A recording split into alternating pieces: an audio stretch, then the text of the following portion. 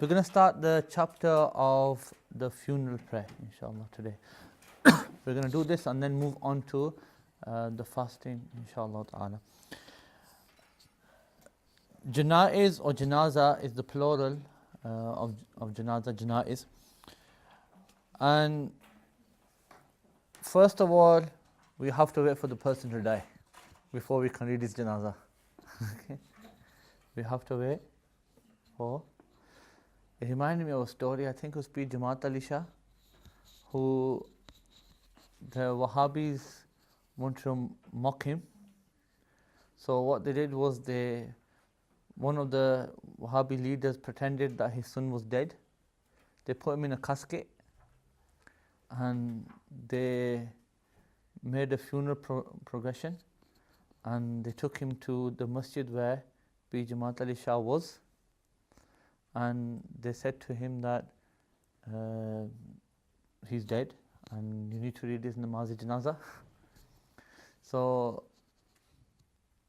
the Shaykh read his namaz-e-janazah, he led it, okay, and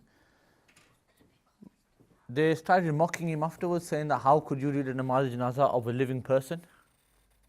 Yes. And they really mocked him, and he said, I've not read a namaz-e-janazah of a living person, he's dead. And when they opened the casket, they found that that guy's son was actually dead. Okay. So, but in that, from what I remember of the story was that when that happened, a lot of Wahhabis then came into Sunni Islam because of that. Yes, so P. Jamaat Ali Shah was a famous wali of Allah subhanahu wa ta'ala. He was Sayyid, he lived over 110 years of age. Yes, and he's known to have many miracles throughout his whole life. A great man of Allah, and he was a muhaddith as well. Yes, he was a muhaddith, he narrated hadith, and he was a scholar in the science of hadith. Anyway, so you have to wait for the person to die before he read his namaz-e-janazah. That was the point. يُسَنُّ تَوْجِيهُ الْمُحْتَدَرِ لِلْقِبْلَةِ عَلَى يَمِينِهِ. Now the person who death is present to, is sunnah to turn his face towards the qibla on his right hand side. Yes? Easy, isn't it? Is that easy? Just to turn his face towards the right hand side for the person who death is present to. Yes? So when death has come to him, or is coming to him, is knocking on his door, then what do you need to do?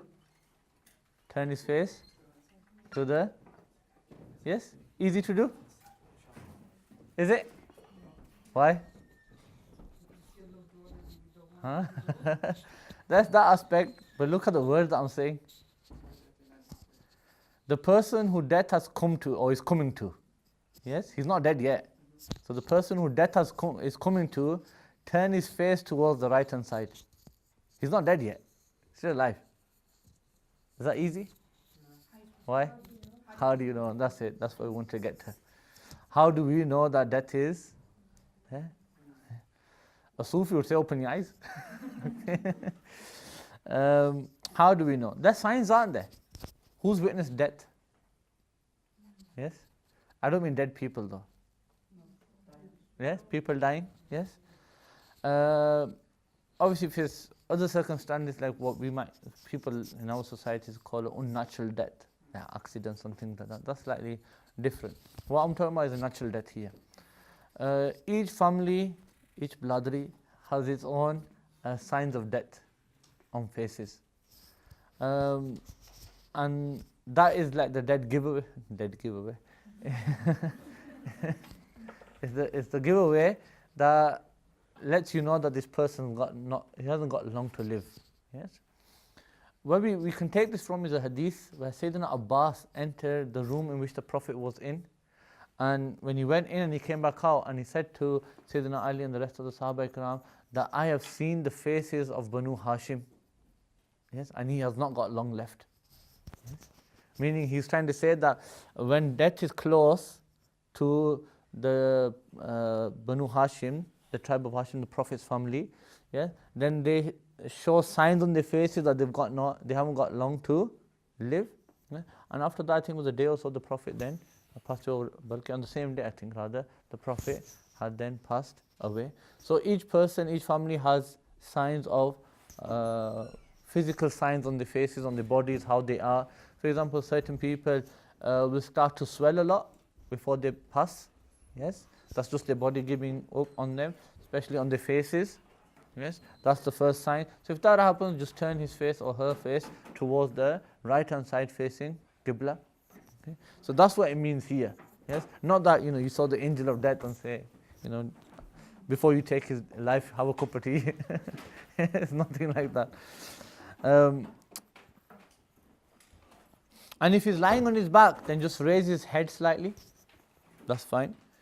And do talqeen of zikr of the shahadatain. He read ashhadu an la ilaha illallah ashhadu anna muhammadur rasulullah.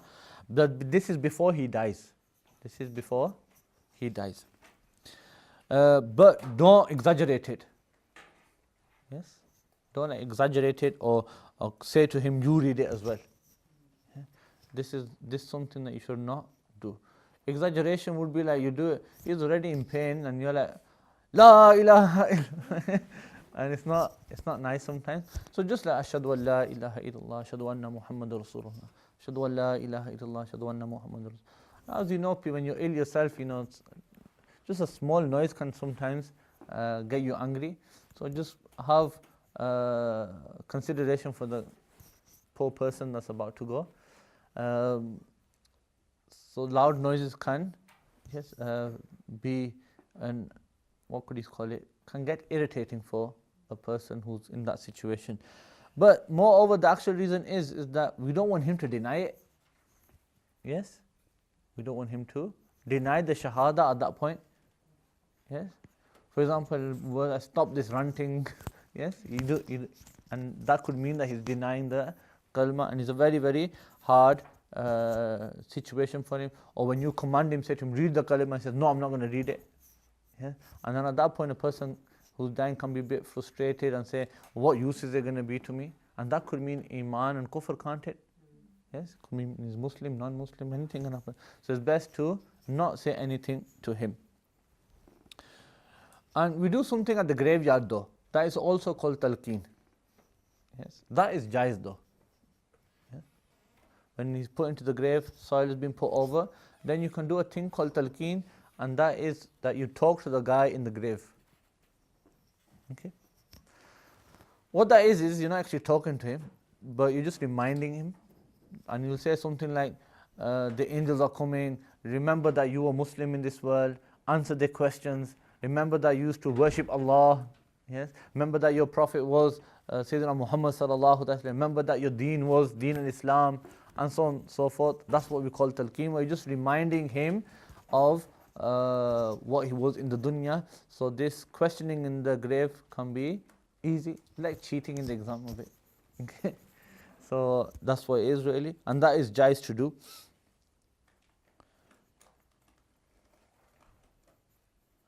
Now the person who's about to pass away is mustahab for his close relatives to see him, come and see him, his neighbors to come as well and see him, and they can recite Surah Yasin, Surah Ra'ad, and whatever else they want. There is a bit of a dispute if ladies who are going through Hayz or Nifas can enter upon this person who's dying. The madhab which I think is sahih is there's nothing wrong with it. Yes, there's nothing wrong with it. And so to say that they're stopping anything or the angels coming or something else, that's not the case here. Now the important bit, when a person dies, you should fasten his jaw. Yes, just depending on how it is that if it drops down, yes, straight away just close it and just get a thin strip of cloth and just take it. This is in the initial stage, you'll take it off later on. You put it just under his chin and tie on top of his head here. The reason for that is that when a person passes away, as time passes over, the joints lock. Yes, and here the jawline locks as well. So you don't want the person to be presented when they see the face and with his mouth open with the tongue out. Yes, so you rather, if the tongue's out there, just at this point when he's just passed away, place the tongue back in and close the mouth and just fasten it. That's where it lock after that. Yes, it won't open. But this strap you'll take it off when you actually put him in the coffin. So that's the first thing you should do as well. If his eyes are open, close his eyes. And when you're closing his eyes, you should say this dua, and you should learn this. So it's only a small dua. Bismillahi wa ala millati Rasulillahi sallallahu alayhi wa ala alihi wa sallam. Say that dua and make this as well. Allahumma yassir alayhi amra. Oh Allah, make easy upon him the command, meaning what's coming to him. Wasahil alayhi ma ba'dahu, and whatever is to come after this, make that easy upon him. Wa as'idhu bi liqa'ika, and make him successful with your meeting, that he sees you subhanahu wa ta'ala. Waj'al ma kharaja ilayhi khayra mimma kharaja anhu, and make better whatever he is traveling towards, going out towards, better than what he has come out of. I make the hereafter better than the dunya. That's it, that's the dua. You can learn that inshallah. وَيُودَعُ عَلَى بَطْنِهِ. Now, you don't have to do this, but you can as well, just so that in this time, if there's anything in the system, in the stomach, then that can be taken away before his ghusl. Is to put something heavy upon the person's stomach. As you know, bodies will start to swell. Yes? And what we have, what we call dead weight. Yes? It becomes very hard to pick up the dead body just as it is. But if they start swelling again as well, then it makes it even more trouble to carry the body of the deceased. And the first thing that starts to swell is the stomach.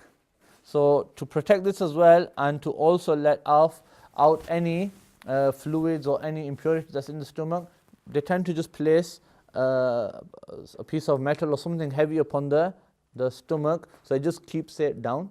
Yes, I mean, you can do that, you don't have to do it as well. Remember at this point as well, when the person dies, it's makruh to recite Quran next to him. A lot of people miss this out. Okay? Before his ghusl, it's makruh to read anything beside him. Why? Because now he's in a state of impurity, and the whole room is in a state of impurity as well now. Yeah? So you shouldn't be reciting anything next to him. Okay? That makes sense? A lot of people don't consider that. They carry on reading what they were reading before Surah Yasin, and when he's died, then they carry on reading Surah Yasin as well. No. As soon as the person passes away, then the Quran, Surah Yasin, all stops. His hands will be placed on his sides. We don't place it on his chest or anywhere else. Yes, place it on the sides. It's more, like we said, it's makruh to recite Quran next to him until ghusl has been given to him. There's nothing wrong with announcing his passing, that to let people know that he has passed away. One thing you should do is prepare for his kafan and dafan. Yes, we call it tajheez and tadfeen. Tajheez is getting his kafan ready, ghusl and things like this, and then also his burial and namaz janaza. This should be done straight away, meaning as soon as possible. Now, he should be placed onto a sarir. Sarir is just his bed, the way he passed away, the way we told you, on hands on side, mouth closed, eyes closed, in this manner. Now, we're moving towards giving him ghusl now. Yes? So you put him onto this kariya, this bed or whatever it is, you put him on that, now you're going to give him ghusl. First of all, male and female, what you'll do is you'll cover the aura. You'll cover the aura. Now, for a man's aura is from his belly button to his knee, isn't it? Now, in the case of a woman, yes, obviously close relatives will be beside her. For her, then it will be from her chest to her knees. Okay? That should be covered first. This will be a separate cloth, by the way. So you get a separate cloth, maybe white or another color, and place that on the aura. And this will be done on top of the cloth. So you put the deceased down, and then put this cloth on top of them. Then after that, the clothes will be removed, but from underneath the cloth. Yes. So you also keeping a consideration of not revealing the deceased as well. Okay. So you remove all the clothes that the deceased is wearing, but from underneath the cloth. Now what will happen is that once you've done that, you prepare the deceased by making him do wudu. Okay. Tell him to do wudu. Okay. You're just going to be serious. So and don't worry, I say this all the time, dead bodies do move. Okay. If you haven't given ghusl to much dead people, then know that dead people do sometimes move, they twitch. We don't call it moving, they twitch. And that's just their joints or the muscles are either relaxing or the joints locking. So you might see a dead body who's like that, but then because his wrist has locked and he's moved. Yes? And that happens. Yeah. Don't think that he's come back to life. Okay? They do twitch, and it sounds rude, but dead bodies let off a lot of air as well. Okay? So be careful of things like this as well, and they're not signs of life. Okay? So this can happen. That should be a scientific rule. Gas is not a sign of life. Would work wonders for those scientists that are looking for life, because whenever we see them talking about Mars, they say we found some gases. It would be a good rule for them. So now once you've taken the clothes off, make him do wudu. Now, this wudu will be a wudu of salah, but there's a difference here. You don't put water in his nose or his mouth. You can't exactly attempt to take it back out, can you? Yes? So there's no point of doing that, is there? And it could be a problem as well that water might go in, and then when the muscles retract or something, then maybe when his janazah time, the water will come out. So you don't want that to happen as well. So then in this case, don't put water in his mouth. If he died in a state where ghusl was fard upon him, yes, before he passed away, then in this case you have to put water in his mouth and his nose.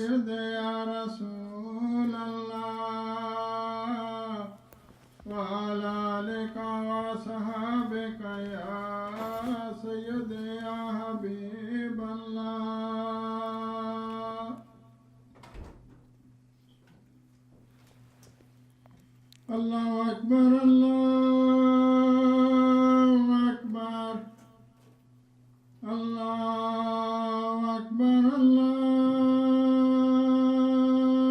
Akbar. Ashhadu an la ilaha illallah.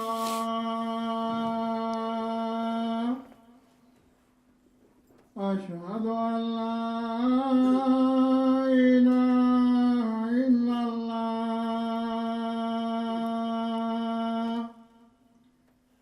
أشهد أن محمدا رسول الله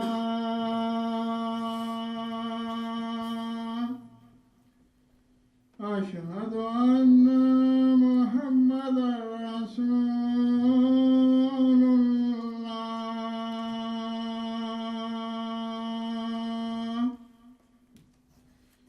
حي على الصلاة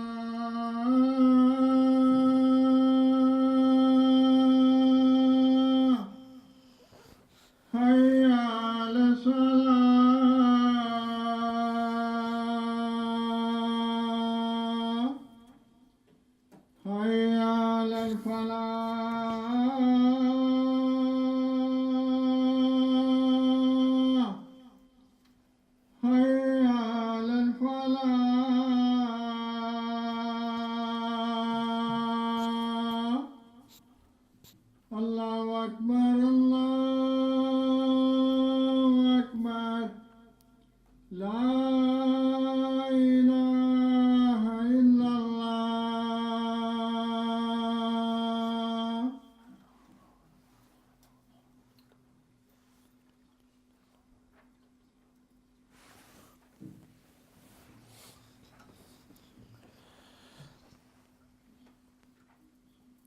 So if ghusl is fard upon him, then placing water in his mouth and his nose is also fard in this ghusl for the funeral. Now what you'll do is, once you have made him do wudu, the type of water we can use is maybe boiled water, and he says sidr here. Sidr I'm not sure what it's in English, but has anybody got it in? Lurk? Lot tree. I don't even think lot's an English word, is it? Is it?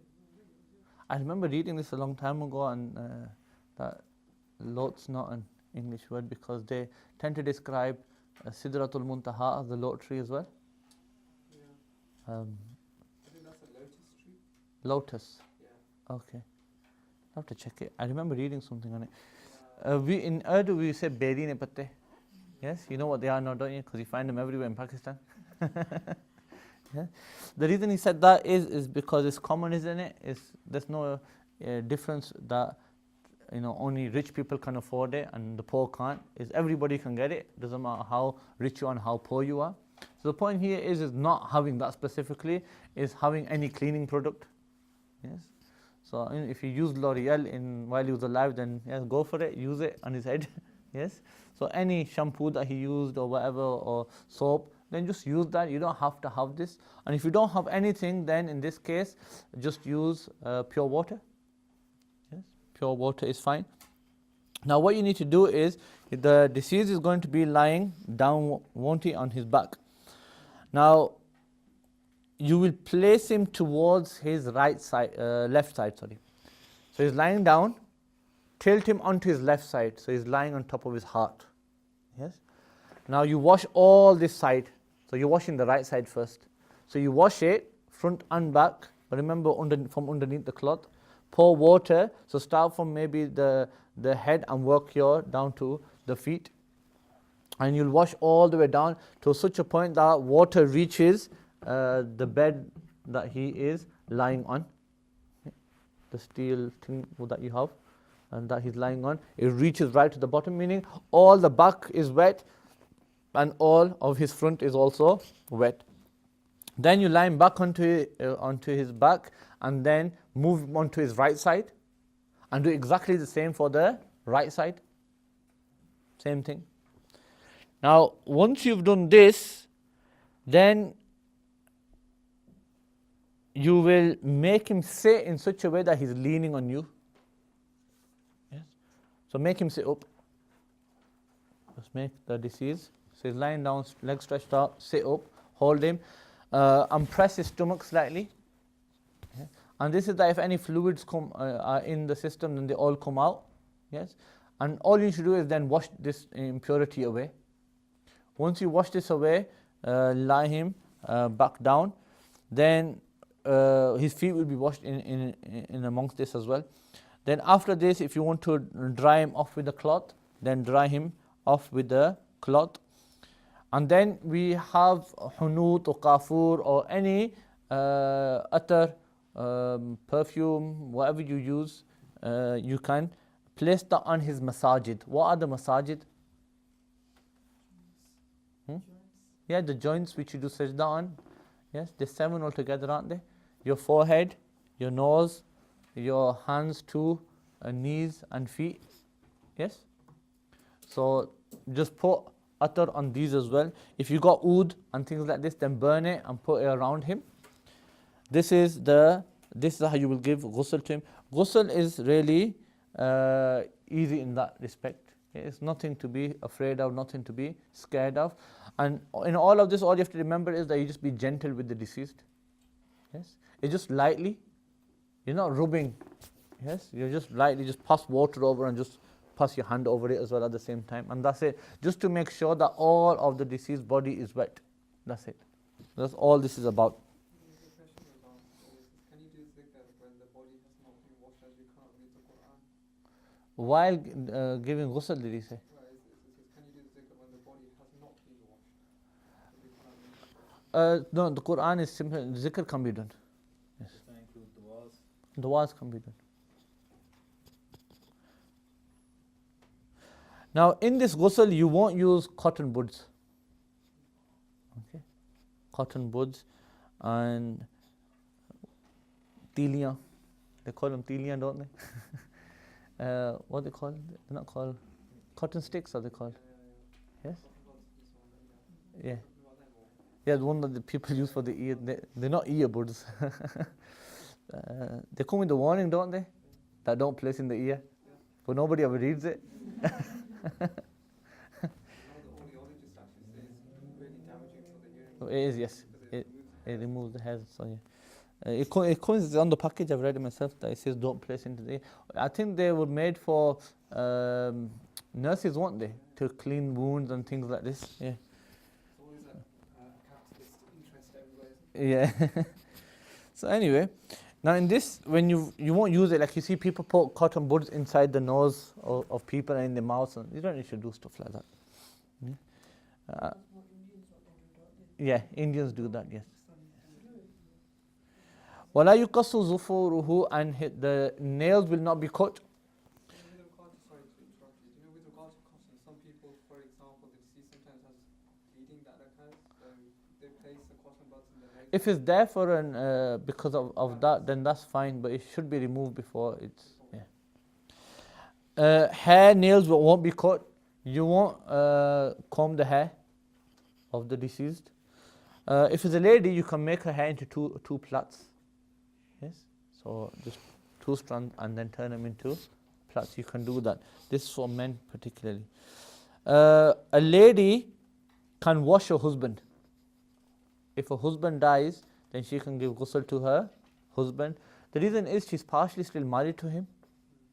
Yes, but the husband cannot give ghusl to his wife. Why? Because as soon as his wife dies, he's a free man. Okay. And this is where the ruling comes from, that if a man has 4 wives, and one of the wives dies, yes, on the same day he can marry somebody else. Yes, that's where that ruling comes from. Or another ruling is that if a man is married to a lady and that lady dies, on the same day he can marry her sister. Yes, if he wanted to. It's haram to marry 2 sisters, isn't it? Yeah, at the same time, but he can't marry one after the other. So the ruling here is that if his wife dies and he wants to marry the sister, then he can marry her on the same day. Yes, he did. Yeah. Sayyidina Osman married 2 daughters of the Prophet sallallahu alaihi wasallam, one after the other. Yes. So that's that. There is a masla in between, I'm not going to go into it, it's a bit of a lengthy masla to explain. It's permissible for a man or a woman to give ghusl to a boy or a girl, a young boy or a girl, which haven't reached the age of puberty or close to it. So that can be done. There's nothing wrong with kissing the deceased. This is proven from Hadith Sharif. Sayyidina Abu Bakr as-Siddiq kissed the forehead of the Prophet sallallahu alaihi wasallam. One thing is, the husband should pay for the burial and the dafan of his wife. Okay, so that is something upon him, even if he's poor. And then it goes on that if a person doesn't have the wealth, then the community needs to pay for it, and if the community can't pay for it, then it's in the Baytul Mal, it's in the treasury, the government needs to pay for it. Yes, and so on and so forth, like this. Now look in terms of the kafan. A kafan for a man are 3, which are sunnah. There is a qamis, izar, and a lifafa. Qamis, izar, and lifafa. Lifafa is the biggest sheet, and that will go right at the bottom. So if you were to lie onto the ground, you put the lifafa at the bottom. Lifafa is longer than the height of a person. Yes. So it should be long enough that when you put the deceased in it, there should be enough excess of the cloth that you could put knots in it on either side. That makes sense? Yes, so that's how long it should be. That's called a lifafa. The qamis is like a qamis, but you won't make arms for it. Yes. According to some ulama, it won't have a neck as well, but some ulama allow it. That's why it's called a qamis. Yeah? So they make a neck, so you just put around the person's neck, so to speak. But again, it goes from his shoulders down to his feet. Okay. And then you have, where have we gone? The izar. The izar is his height. The izar is his height. So let me explain this again because I did it in the wrong order. You put the lifafa down first, Then on top of the lifafa goes the izar. Yes? And then on top of the izar goes the qamis. Yes? So when you put the deceased in, you put the qamis on him first, then you put the izar over him, then you put the lifafa over him. That makes sense? That is for a male. You won't put imama on him. If he's somebody who's notable like a scholar, a wali of Allah, then there's nothing wrong with having an imama on his head as well. You can put that on. Now when it comes to wrapping him up, so you put 3 sheets down, lifafa, izar, and then qamis. Izar is in Arabic normally, izar is the trousers. Yeah? For example, if I say, Aina izaruk, where is your izar? Where are your trousers? Yes? Izari huna, my trousers are here. Okay? So you can say something like that is used in Arabic. Izar is just a trouser. Qamis is a qamis. What's a lifafa? Envelope, isn't it? What does the envelope do? It envelopes whatever's inside it. So the lifafa's job is really that it envelopes all of the izar and the qamis. It covers them all up. Okay? So hence the naming behind them. So what you do is that when you have these 3 sheets down, you put the deceased in. First the sheet of the qamis goes in. You work from left to right. So you always fold the left first and then fold the right on top. Does that make sense? So the sheets like this, so you close the left one first, right one on top. That's the qamis. According to one mazhab, obviously in another mazhab the qamis is like a qamis as well. So you don't have to fold it that way. Then the izar comes, left closes first, then the right closes. Yes? And then lifafa, left closes, and then on top the right one comes, doesn't it? Yes? So right's always on top in this case. That's how you close it. We have a kafan of kifaya, which is if a person cannot have 3 cloths, then in this case, what's sufficient is izar and lifafa. So just take the qamis out. If a person can't afford to have a qamis with him, then in this case, get rid of that and only use lifafa and izar, and that will be sufficient. A lady's kafan altogether are 5 cloths. You have the 3 previously mentioned, lifafa, izar and qamis. Now with this you will add a khimar, which is a scarf. Khimar in Arabic is scarf for her head. And then a khirqa. Khirqa is just to tie the lady's chest. And that's it. That's 5, isn't it? Have I got 5? Yeah. That's it. These 5. Yes. And the izar, the lifafa, izar and qamis will stay at the bottom. Yes. And then what will happen is that the chest will be fastened. And some say that you'll put the qamis on, and then on top of the qamis you'll just put a headscarf on it. And then you'll put the izar over that. And then on top of that you will put the lifafa. So 5 all together. And if a person cannot afford all 5, then in this case from the last few that we mentioned, so the first 3 that we mentioned was lifafa, izar and qamis, then just add a khimar to it. Just add a khimar to it. And the rest what we mentioned can just be pardoned, let go of. Okay, i.e. the khirqa, which fastens the chest, that can be left out. Okay, so minimum for a lady is 4 clothes altogether, 4 cloths altogether. You can make the lady's hair into 2 and place them on her chest. Then you'll put her headscarf on. Yes, and like I said to you, you can put this on before the qamis or after the qamis, whichever you decide. And then as per normal, we said you can close the lifafa as you do for the male. You can smoke them out. Yes, smoke it out, I mean with oud. Yes, so smoke the kafan out with oud. So you burn the oud, it's fragrant, not smoking, okay? So you burn the oud and just get the oud onto the kafan of the deceased, and that is something that is mustahab to do as well. And go for it. What's that?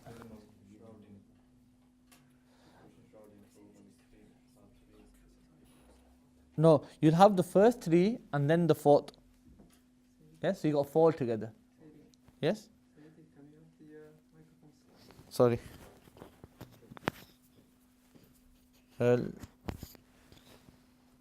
I'll check that for you. We're going to go for namaz though. That's why I'm slightly rushing. We'll stop here, we'll take a break inshallah. We'll have a look. Just to reiterate that masla that you asked, the kafan is three. Okay? Because the man, we said that he's two, isn't he? His sufficient kafan is two. So adding to that with the khimar will be three. Okay? The method of namaz-e-janaza. Namaz-e-janaza is fard-e-kifaya, which means that if a group of people read the namaz-e-janaza, then it's taken from the burden of the community. Yes, but if nobody reads it in the community, then everybody in that community is sinful. So it's not an individual obligation, but rather it's upon the community. Yes. Now in this, the arkan, what's farz inside namaz-e-janaza are is takbeers. And the takbeers are four and they're all farz. What are they? Farz. Now, in takbeers being farz means that you have to recite them as well. It's not just let the imam say them and you stay silent. Everybody has to say them. And the second farz is the qiyam. Second farz is the qiyam. Now to read namaz-e-janaza, the person should be, the deceased should be a Muslim. He should have ghusl on him, and he should be in front of the person, and the body should be present, or at least majority of the body with the head should be present. Yes, just to say that he's present. Majority of the body without the head, that's nothing. Okay, we won't call that a body. But with the head, we will still do the namaz-e-janaza. We don't believe in the ghaib prayer. We don't accept it. Okay? Which is somebody passes away in Japan somewhere and you do namaz-e-janaza here. Yes? Not so long ago they did the janaza of Benazir Bhutto. Yes? In the Hanafi Mazhab position, that it's not Sharia, it's not law, it's nothing. Yes? Imam Shafi takes his rulings from the hadith where the Prophet ﷺ read the janaza of the what was his name? Najashi. That's it. The Najashi, and they took the dalil from there that the Prophet was in Medina and Najashi was in Abyssinia. And the Prophet read his namaz-e-janaza. But we say look at the hadith a bit stronger and look into it, where you find that the Sahaba are saying, when we looked, Najashi's body was in front of us. Okay, so the point here is that he was present. Yes, it's proving that he was present, wasn't he? Yes, so, not in spirit, physically. That when they looked forward, they saw his body. Yes, so we'll take that in the literal sense, not in spirit. We don't accept that, do we? No. Yeah? The point is this is reality. What we're saying here, if you look at a logical manner, and that is, we call it tayyul ard, and that is that the earth was folded for the Prophet, so Abyssinia and Medina became one. Yes, as in to say that the veils were lifted is a miracle. We're not saying that the continents just happen to just move all in one go. Right? Not that, it's just a way of speaking, saying that the Prophet ﷺ made them see all the way to Abyssinia. Yes, so when they looked, they could see Abyssinia and they could see his body there. Yes, so everything that they saw was exactly the same as how the people of Ethiopia had him there. Yes, and that's when the Prophet led the prayer then. Okay, but the point here is that he's there, he's in front of the Prophet, and that's how the Prophet led it. Yes, so our point is proven in that case. So the deceased has to be present. Now, the janaza is simple. The method of the janaza is that you say the first takbir and you raise your hands to your earlobes. If sisters read namaz-e-janaza, and it's jais for sisters to read namaz-e-janaza, but it's not recommended. Yes? Yes? Sorry to cut you off. With the body and the head part, What about the grandson of the Prophet ﷺ, his noble head and body being separated? And It's a good question. And then the question you'll have to ask, what the janazah done? Okay. In that scenario, Yes. if They were separated, but there are narrations as well that they were brought together in Damascus. okay, Yes.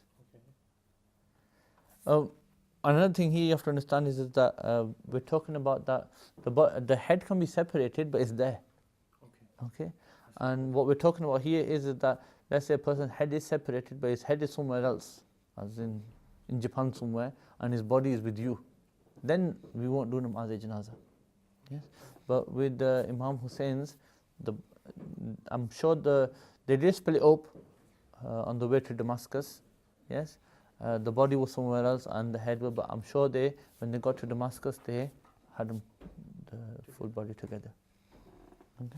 But I think you mentioned earlier is that the head has to be present physically. For janazah. For the janazah. For the janazah, yes. For it to be, you call it decapitated, yes? For it to be decapitated, that's it's still part, is there, isn't it? That's the main thing, it's present. What if the head is not present? Can you still do the janazah if the other body is? Look, it says here that, where have we gone? It says, أو حضور أكثر بدنه أو نصفه مع رأسه. So majority of the body can be there, that's fine. And if it's not majority, then half of the body with the head. So if majority of the body, for example, if it's just decapitated, then in this case, the head is not there, then it's fine. But if, for example, if it's from the belly button and the legs are just there and not his head, then in this case, no namaz janazah. But if his legs and belly button and his stomach is all there and just the upper half is missing, but his head is there, then you can do namaz janazah. Yes? and if it's just the head on its own, No. you can't. No. That's the whole majority of the body. So namaz janazah, what we'll do is you say the first takbir and fasten your hands and you read subhanakallah. You can read the one that you read in namaz. Sometimes they change it. Yes. وَجَلَّ سَنَاؤُكَ وَلَا إِلَهَ غَيْرُكَ. They are this Jalla Sana'uka in. It's just to make it a bit different, yeah? And it's good to do that. And then you say takbir, you keep your hands fastened though, you don't raise up your hands. Keep them fastened, you say the takbir again, this is the second takbir. After this you can read Durood Sharif, you can read Durood Ibrahimi as well. Some people tend to change it. Allahumma salli ala Sayyidina wa Mawlana Muhammadin wa ala ali Sayyidina wa Mawlana Muhammadin kama sallaita wa sallamta wa barakta wa rahimta wa tarhamta ala Sayyidina Ibrahim wa ala ali Sayyidina Ibrahim innaka Hamidum Majid. You can read something to that effect as well. Yeah? If you read the whole of Dalal Khairat, then go for it. Okay, it's all. Yes. So that is permissible as well. Thereafter you say the takbir again. And you will then read the dua. We're going to go over the dua in a minute. Once you've done the dua, then you say the fourth takbir. When you said the fourth takbir, there's nothing to read after this. Give salam, break your hands, and give salam both ways. Okay, that's how the janazah is done. Simple janazah. No ruku, no sajda, nothing. Just these four takbirs, and in between you read them. First takbir, you come into salah, you read sana. Second takbir happens straight after you read the Durood Sharif. Third takbir happens, you do the dua, which we're going to go over now. And then after the fourth takbir happens, there's nothing after the fourth takbir. You just pause slightly and then give salam. That's all it is. Okay. If you have multiple bodies together, do you do one? It's coming later on, but it's better to read the namaz janazah individually. But if it's if for whatever reason you have to read them together, then we'll tell you how to line them up. Okay. So the most important person in terms of the males, like if it's an alim or something like this, he will meet the imam, and then the men will be lined up. Then the children will be lined after him, but not lined up in this way. Yes. You have to look at it like if this is that way is Qibla, isn't it? So they're going to be lined that way. That way is Qibla. You won't line them up this way.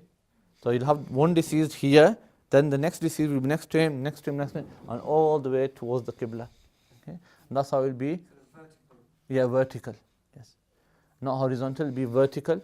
And what you'll do is the order of them will be that the men will be first, and amongst the men you have order as well in terms of there's alim deen or whatever, he'll be placed first, and like that you make an order between, then children, then hermaphrodites, then ladies after that, women, and again you keep order in them as well. Like if there's a lady who's an alima, then she can be placed first. If there's sadat amongst them, they'll be placed first as well, like that.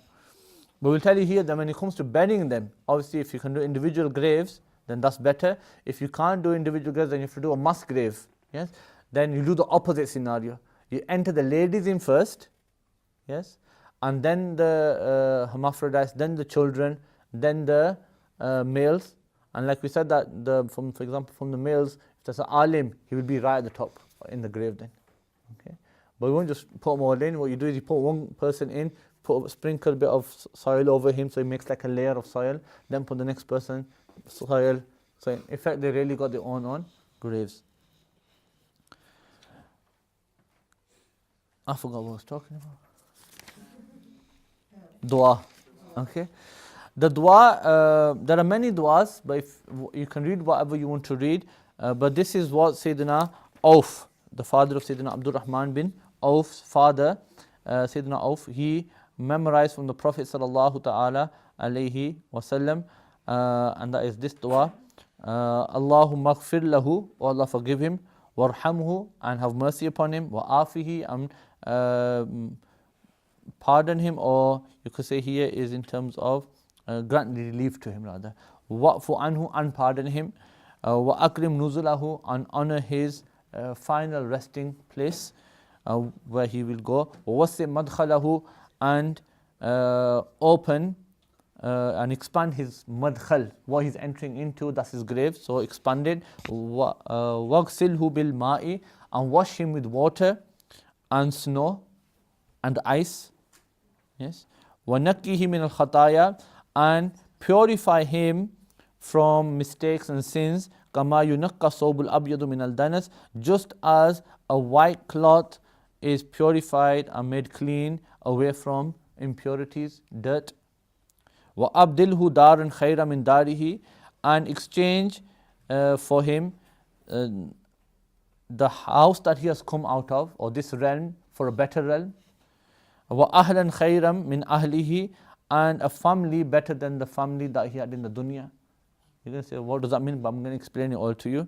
And زَوْجًا خَيْرًا مِنْ زَوْجِهِ, and a wife better than the wife he had in this dunya. Okay.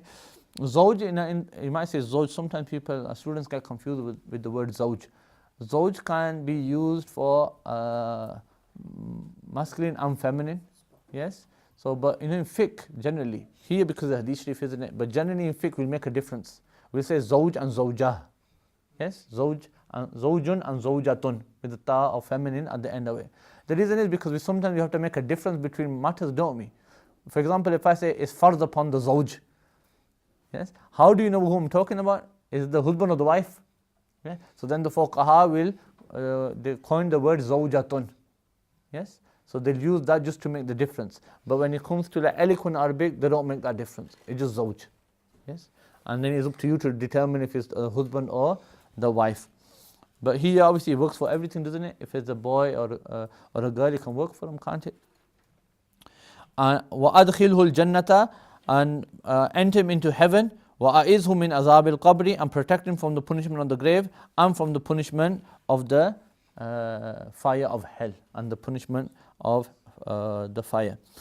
Now, if you look in this dua, first forgiveness comes, mercy, for him to be relieved of his sins and pardon from his sins, and then have a good hereafter, and his grave to be expanded. Then the Prophet ﷺ said, وَغْسِلْهُ بِالْمَاءِ وَالثَّلَجِ وَالْبَرَدِ. Yes, wash him with water and ice and snow and hailstone, or what we want to call it. Why is that dua made?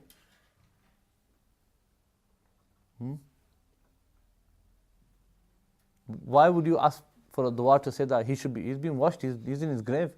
You've buried him and you're making dua for him now, for example, or that you're doing his janazah, you've done a ghusl to him, haven't you? So what's the point of asking him to be washed again? Spiritual. Huh? Spiritual? Think. Could be metaphor for sins. Yeah, when you wash yourself, it removes sins as well. That's good. Look at it this way, that and do these things take away fire? Yes. So the biggest thing that you might get punished with in the grave is fire, isn't it? Yes. And these things, if these things are in the grave for you, in terms of that you wash with these things and you're always cool, then fire can't harm you, can it? Yes. So the point here is a metaphor to say that don't let an ounce of fire come into his grave. Yes. Then we said that change this realm for a better realm. Yes. And his family for a better family, or a wife better than the wife he has in this. Yes. It does also try to say that, look, he shouldn't have the wife he had in this world. No, it doesn't. The point here is that when his wife will go from here to heaven, she'll be better anyway, won't she? Yes. She'll be at her peak age. All the bad qualities would have been left in the dunya, which you probably hated. Yes, they've been left in the dunya. Vice versa. And vice versa. Yes. So they've been left in the dunya, aren't they? Meaning everybody will be perfect in heaven. Yes. So here the dua is not exchanging the person himself. Yes, is making the person better. Does that make sense? Then you do the fourth takbir, don't you? Okay. One thing you need to remember about namaz janazah is, if you come in the first takbir, the first Allahu Akbar, then you can join in at any time. Yes. If the Imam has said the second takbir, if you come while he's saying the second takbir, saying Allahu Akbar, you can join in. But once he said it, let's say you came after he said the second takbir, you have to wait. You can't just join in. You have to wait for the third takbir. When he says Allahu Akbar, you raise your hands and say Allahu Akbar. Yes, and join in with him whatever he's reciting. And then at the end, when he gives salam, you just quickly say whatever the takbirs you missed and give salam then. Yes. So let's just say you missed the first takbir and the second takbir. That's two takbirs you missed, haven't you? Now what will happen is you will enter within the third takbir, third, fourth. You got two to make up, haven't you? So while he's about to give salam, you say Allahu Akbar, Allahu Akbar. Don't need to read anything between them. Give salam with him then. Yes, that's the way. So you can't join in any time in namaz janazah. You have to join in when the Imam says takbir, with the exception of the first takbir. With the exception of meaning from the first takbir to before he says the second takbir, or including the second takbir, you can join in at any time. You can join in at any time. But once he said the second takbir and you missed it, you have to now wait for the third takbir, join with the third takbir, and then make the two takbirs up at the end. The next chapter is, sorry, I missed the part out. For children, this dua is normally read. Allahumma aj'alhu lana faratan waj'alhu lana ajran wa zukhran waj'alhu lana shafi'an wa mushaffa'a. That, oh Allah, make this child, and you'll change the pronouns here. For a boy, you will say Allahumma aj'alhu lana, hu. And for a girl, it will be Allahumma aj'alha lana. Just a difference in the for boy and a girl. Make him a farat for us. The farat is a person who always goes further and scouts and prepares. Yes. Here the child who passed away at a young age will go forward and prepare his intercession and the coming of his parents, and prepare for their forgiveness from Allah subhanahu wa ta'ala. And make him a ajr, a reward for us. So on the day of judgment, this child will be a reward for his parents. And make him a zukhar, a treasure. Yes. That when all else fails in terms of the person's own actions, then their children, young children who passed away at a young age, will be there. And make this child for us an interceder, and an interceder whose intercession is accepted. That's the translation of this dua. Obviously we don't read namaz janazah of miscarriages, but what I've just said regarding children interceding for their parents, fetuses, we call them janeen in Arabic, in miscarriages, they will do the same for their parents. It's said in Hadith Sharif as well that a miscarriage, on the day of judgment, the child that was miscarried will drag his mother with his umbilical cord, yes, all the way to heaven. Yes, and it's even said that he will argue with Allah subhanahu wa ta'ala. Yes, He will argue with Allah subhanahu wa ta'ala for his parents to go to heaven. Argue here is in terms of mercy. Yes, God's mercy is upon him. God just wants to listen to what he has to say. Yes, but one thing here is that God will be pleased with him in this sense. Is there a stage for that miscarriage? Like, you know, if people have miscarriage.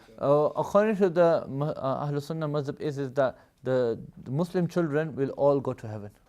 Even if I'm not about the miscarriage, even if it's before any forms taking place, like. Yeah, when I say fetus, yeah, there's no form. There doesn't have to be a form. Okay. Even then. Like week 7 Yes. or something. Yes. Small. Yeah. Okay. Yes. Is I mean, it 20 days afterwards when the soul's The soul's blown in, yes. So even if it's before that? Even if it's before that. Yes. Even if it's before that. Yes. To say when the form actually happens before that. Yes. The soul is blown in at 120 days. Yeah. So as long as it's a little baby, yes, with physical features, then that will intercede. Well, I'm saying before that. What if it's No. before that stage No. where it's like. If it's just a blood clot, no. Yeah. No. That way, yeah. No. I mean, if you look in like a month or 2 months, right, it'll be like that much. Yes, and it's still a baby though. It's got physical features. Yes, that's fine. When you say you can tell his eyes, you can tell his hands, that's all fine. Okay. But if it's anything less than that, like a blood clot or just a ball or whatever, then that's not classed. Yes? When you see the physical features, then you can class it as a human, can't you? Yes? I'll answer the abortion question. Okay, since you're on the topic. Abortion, I've got a whole answer on it. Before 120 days is permissible. Okay? Morning after pills, whatever you have, they are permissible, but I would still say that I have a good enough excuse. And we don't make these things public in terms of that is completely jaiz, because we'll have a proper pandemic on our hands. Opening Pandora's box in that sense. But if you ever become scholars, then you deal with this as a one-to-one basis. So if sisters come to you and see the situation and then give the fatwa that in her situation abortion is permissible. Yes? What's your views on IVF? IVF, it depends on the method, doesn't it? As in how they do it. I know there's a debate, is it a medical need or not? Yes, but I say it's permissible. Yes, as long as it's between husband and wife. Okay. What if it's a scenario where it's the egg cell is from surrogate mother as someone else? We don't allow surrogacy.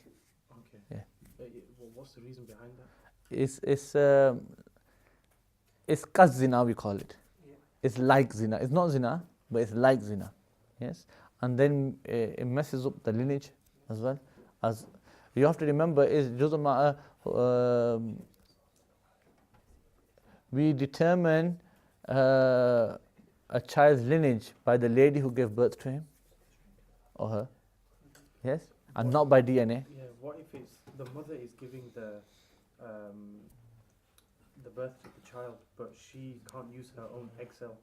She can use her DNA. Yes. But someone else's egg cell to hold the DNA. Yes. But it's still the same. Again, in this case, it'll be wrong again, because it's like zina then. It's kas zina, it's not zina though. Okay. Yes? Just because those eggs are not the ladies. Okay. Okay. This is Won't advise it. quite extensively by I think Sheikh Hamza and others who spoke about this quite extensively. Yes. Maulana Mufti Ghulam Rasul Saidi Sahab, Inshallah Muslim, has dealt with this in an authentic manner. Yes? In Birmingham. No. He passed away a couple of years ago, one of our teachers. He dealt with this, it's in Urdu, but he's dealt with this. And I'll tell you the truth, I've listened to Sheikh Hamza and various other scholars in the West. Yes? And I listened to them, and they seem to be, their tahqiq is slightly different, but not as extensive as what he did. As in, he covered every single base. Yes? In his commentary of Muslim. What's that? Is that It's not translated. It's not translated. Sharh Muslim by Maulana Ghulam Rasul Saidi. What he did in terms of tahqiq, he talked about test tube babies and everything. Yes? But I've never seen anybody do tahqiq the way he did, because he covered every single base. What you can, whatever question you're going to come up with, he's covered it. And to the effect as well, that he even thought of things that weren't even in the time when he wrote it. Yes, he put that in as well. Just like using his own logic, yes, and trying to say, what if this happened, what if this, and he answered them, and he gave them an answer from classical books, yes, according to the Hanafi Mazhab, and he answered them. And I mean, when that book came out, I think it was about 4 or 5 years later, they started having these processes as well, similar to what he mentioned. So it's a good read. It's a really good read. There's a couple of questions here. It says that with referencing children, it says, what about non-Muslim children who pass? Do they qualify? There's a place called A'raf. Some scholars argue that they will be on the wall of A'raf, okay, between heaven and hell. And some ulama have written that the children will be in heaven and they will serve the believers. Yes, in regards to them. Next thing is, who is most worthy of praying the namaz-e-janazah. Normally we have sultans and kings and things like this. Obviously nobody's going to argue against him. If he wants to read the namaz-e-janazah, then nobody can put fatwa on him, can they? So he has full authority. But in our day and age, just to make it nice and easy for you, the local imam has authority over. Yes, and if a father or someone makes a will that his son lead the namaz-e-janazah or whatever, then he should take permission of the local imam, in which who normally used to lead the prayer. Then the next of kin comes on to this. If a person has been buried without namaz-e-janazah, then you can pray namaz-e-janazah upon his grave. Yeah, that's fine. But we have to keep an eye on here that he's not decomposed. And generally in the books they say that if it's summer, then the body is not as quick to decompose. And if it's winter, then the body is quicker to decompose. And you're going to say, how is that? Normally we freeze the body and it doesn't decompose. It's slightly to do with the atmosphere of the earth and then the atmosphere within the earth, inside the earth, in the ground.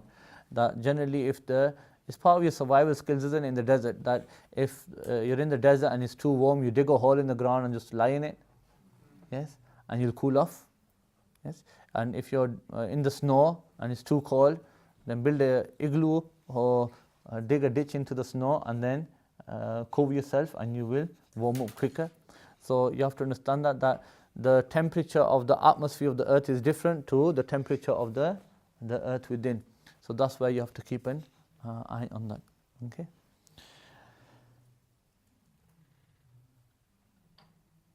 I've answered the question regarding praying namaz-e-janazah for numerous people and how they'll be buried and so on and so forth. So we can skip that part now. And how you can join the namaz-e-janazah if you missed the takbeers.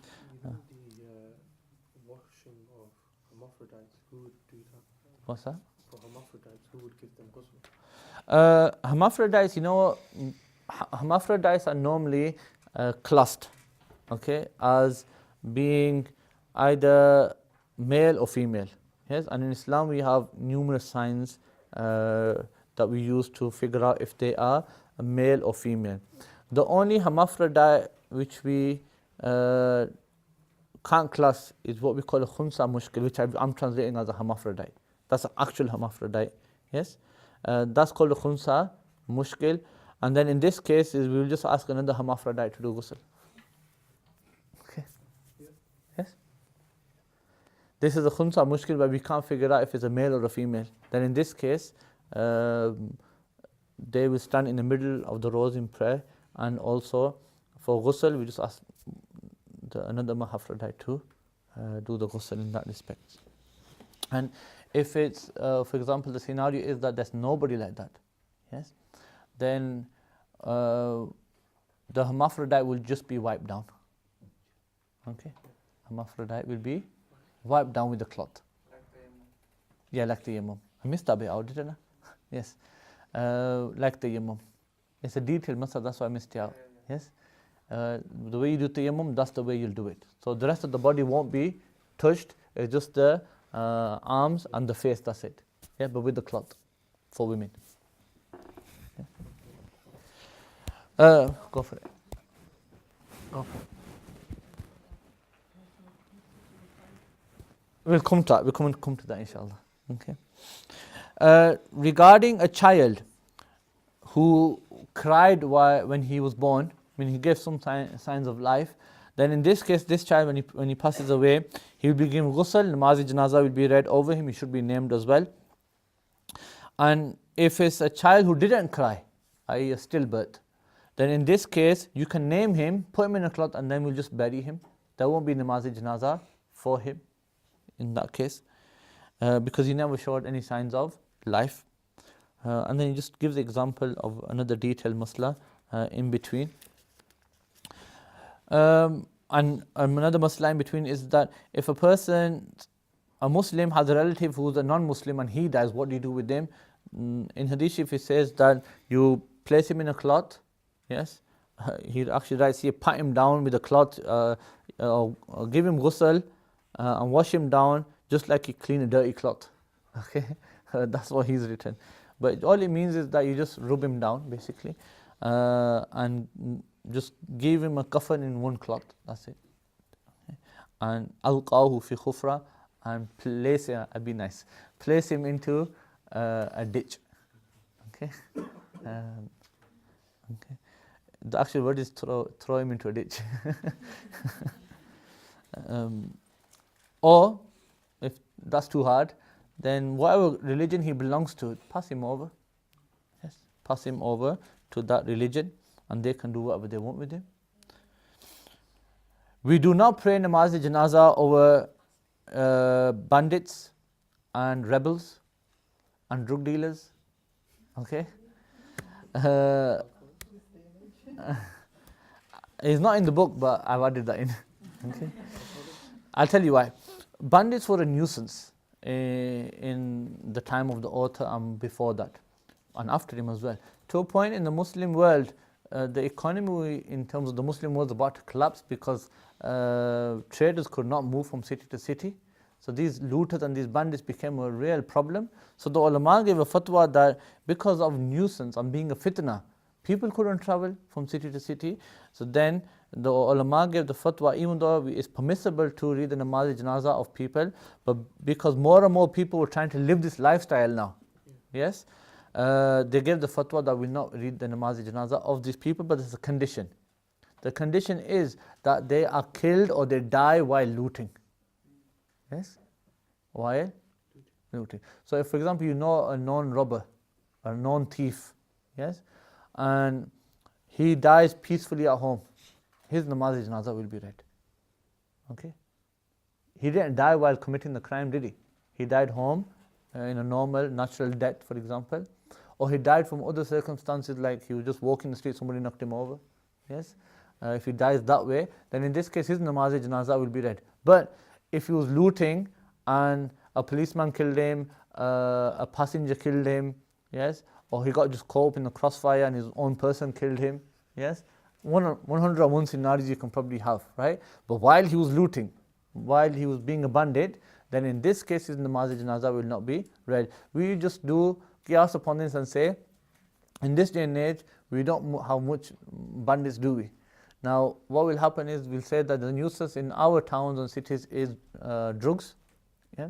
So, in terms of drugs, people who deal drugs, not take drugs, the difference. Okay, people who deal drugs, they're the actual nuisance.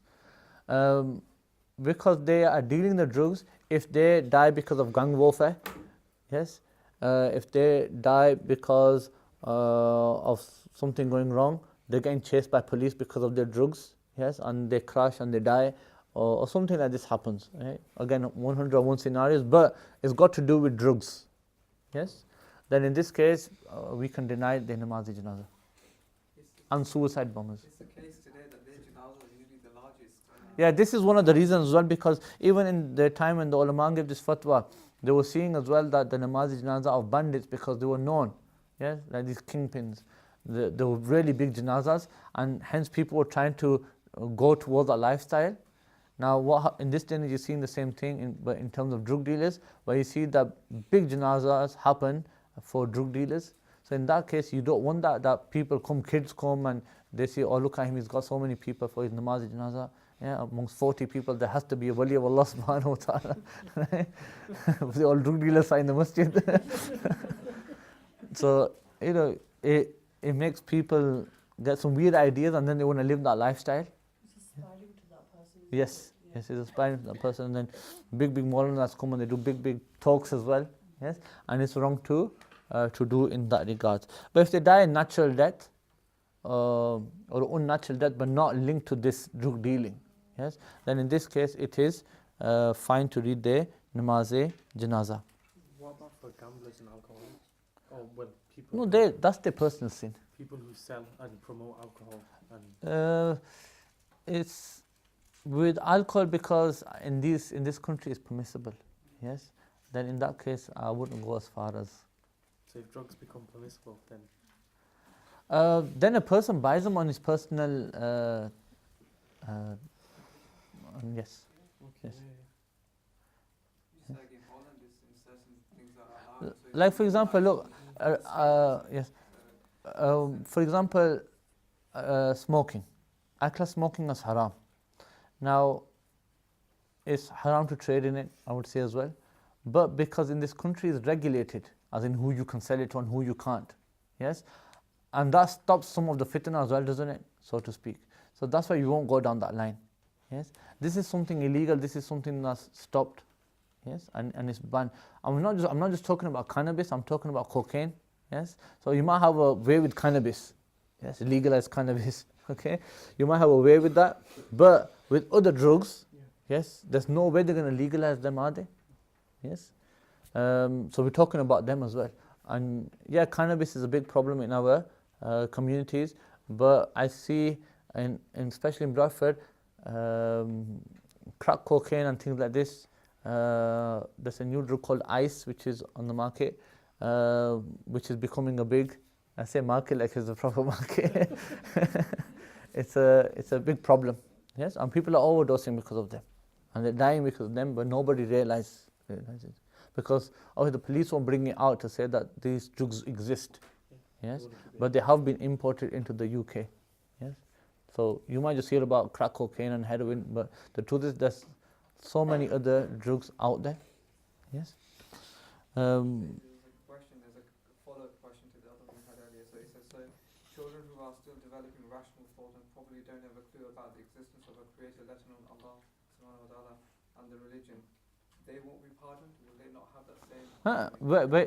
How we determine a child's fate is by his parents. Okay, so we're calling a child a Muslim because of his parents. We'll call a child a non-Muslim because of his parents. Okay, other than that, all children are innocent. Yes? Before the age of puberty, they're all innocent. That's why there's a debate that where the children of the disbelievers will be. There's no doubt that the children of the disbelievers won't be in hell. Yes, there's no doubt in that. They will not go to hell, but will they enter heaven? That's a debate. Yes, that's the debate. That's that. Similarly, people who, where have I gone? A person who is a killer who kills people by strangling them by deceit, calls you to his house and then strangles you to death. Okay? I mean, maybe it was a problem in their day and age. Serial killers are put in this regards then. Yes, a serial killer's namaz-e-janaza will not be read when he's died.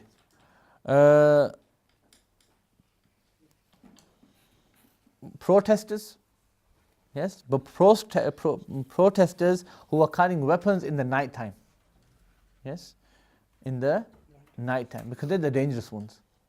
Yeah? They can get away with things, can't they? So if they are killed in it, then their namaz-e-janaza will not be read, because they're carrying weapons, aren't they? There are peaceful protests, they're fine. But if a person's carrying a weapon in the middle of the night, guns and things like this, then it's a sign that they're out there for mischief and just to cause discord. A person who's killed out of asabiyya, you can class this as gang warfare or two families, tribalism, yes. Obviously we do have it in the UK as well, but we also have gang warfare in the UK, like I think in the London knife attacks, wasn't it? Yes, where people have been killed. Was it 11 people? Something like this. So something like that. We have it in Bradford, but it's not on that big scale. But if somebody's killed like that, we won't read the namaz-e-janaza. Okay. If it's just a feud just happened there on the spot and they had a fight with each other, or it's something that's fairly new, as in two families had an argument over something and they started fighting, but it's known to people that this argument just came about just a few weeks ago, that will not come under tribalism. Okay, what we're talking about tribalism is like the Blood and the Crips in America, and nobody knows why the hell they're fighting. Okay, that's what we'll call it, tribalism or gang warfare. Yes, we know why that happened. Okay, we know why he smashed that bus. So that's that. Carrying the deceased. It's sunnah to carry the deceased, and 4 men should carry the deceased, and it's sunnah to take 40 steps as well. The best way to do this is that you have 4 corners of the casket, don't you? Now you will take the left hand side, I believe. Let me just check it. Yeah, it will be the left hand side of the deceased and your right shoulder then, wouldn't it? Yes, so your right shoulder on the left hand side of the deceased. You will start from there. So you start from if there was a box here, you start from this side, yes, and you'll take about 10 steps and move towards the back corner. Then take another 10 steps and move to the other corner. There'll be other people, don't worry. Okay, you move to that corner, and then you take another 10 steps and move to this corner. Take another 10 steps, and then you move off. And from the back, from that side, other people will come. Yes, make it in a orderly fashion. I don't have a pen. So it just keeps going round like that. Yes. So when you move towards the back, yes, somebody will take your place. Somebody will take your place in that regard. But these days you see that people will carry the coffin from every angle that they can. Yes, even if they get a little finger on it, so they'll do that. So if this is the coffin, you start from this side. Yes, and obviously you won't let go of the coffin. Just keep walking till you get here. Yes, and so take 10 steps there and count the steps that you took backwards as well. So you're still walking forward. Take 10 steps here, then you move this way here and here. But every time you move, people are coming behind you. Yes, it just makes it in a nice orderly fashion, doesn't it? Yeah, as opposed to one guy coming from there, one there, one there, one there. They're just carrying it from everywhere. You see that? In theory. In theory, it should be like that. Sorry, say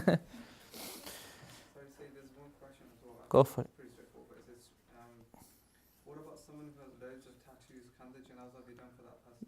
The coffin covers them up. Alhamdulillah, his namaz janazah will be done. It's a fallacy that I have no idea who spread that rumor or how somebody gave a fatwa, if they ever gave it. Yes, tattoos do not stop namaz janazah.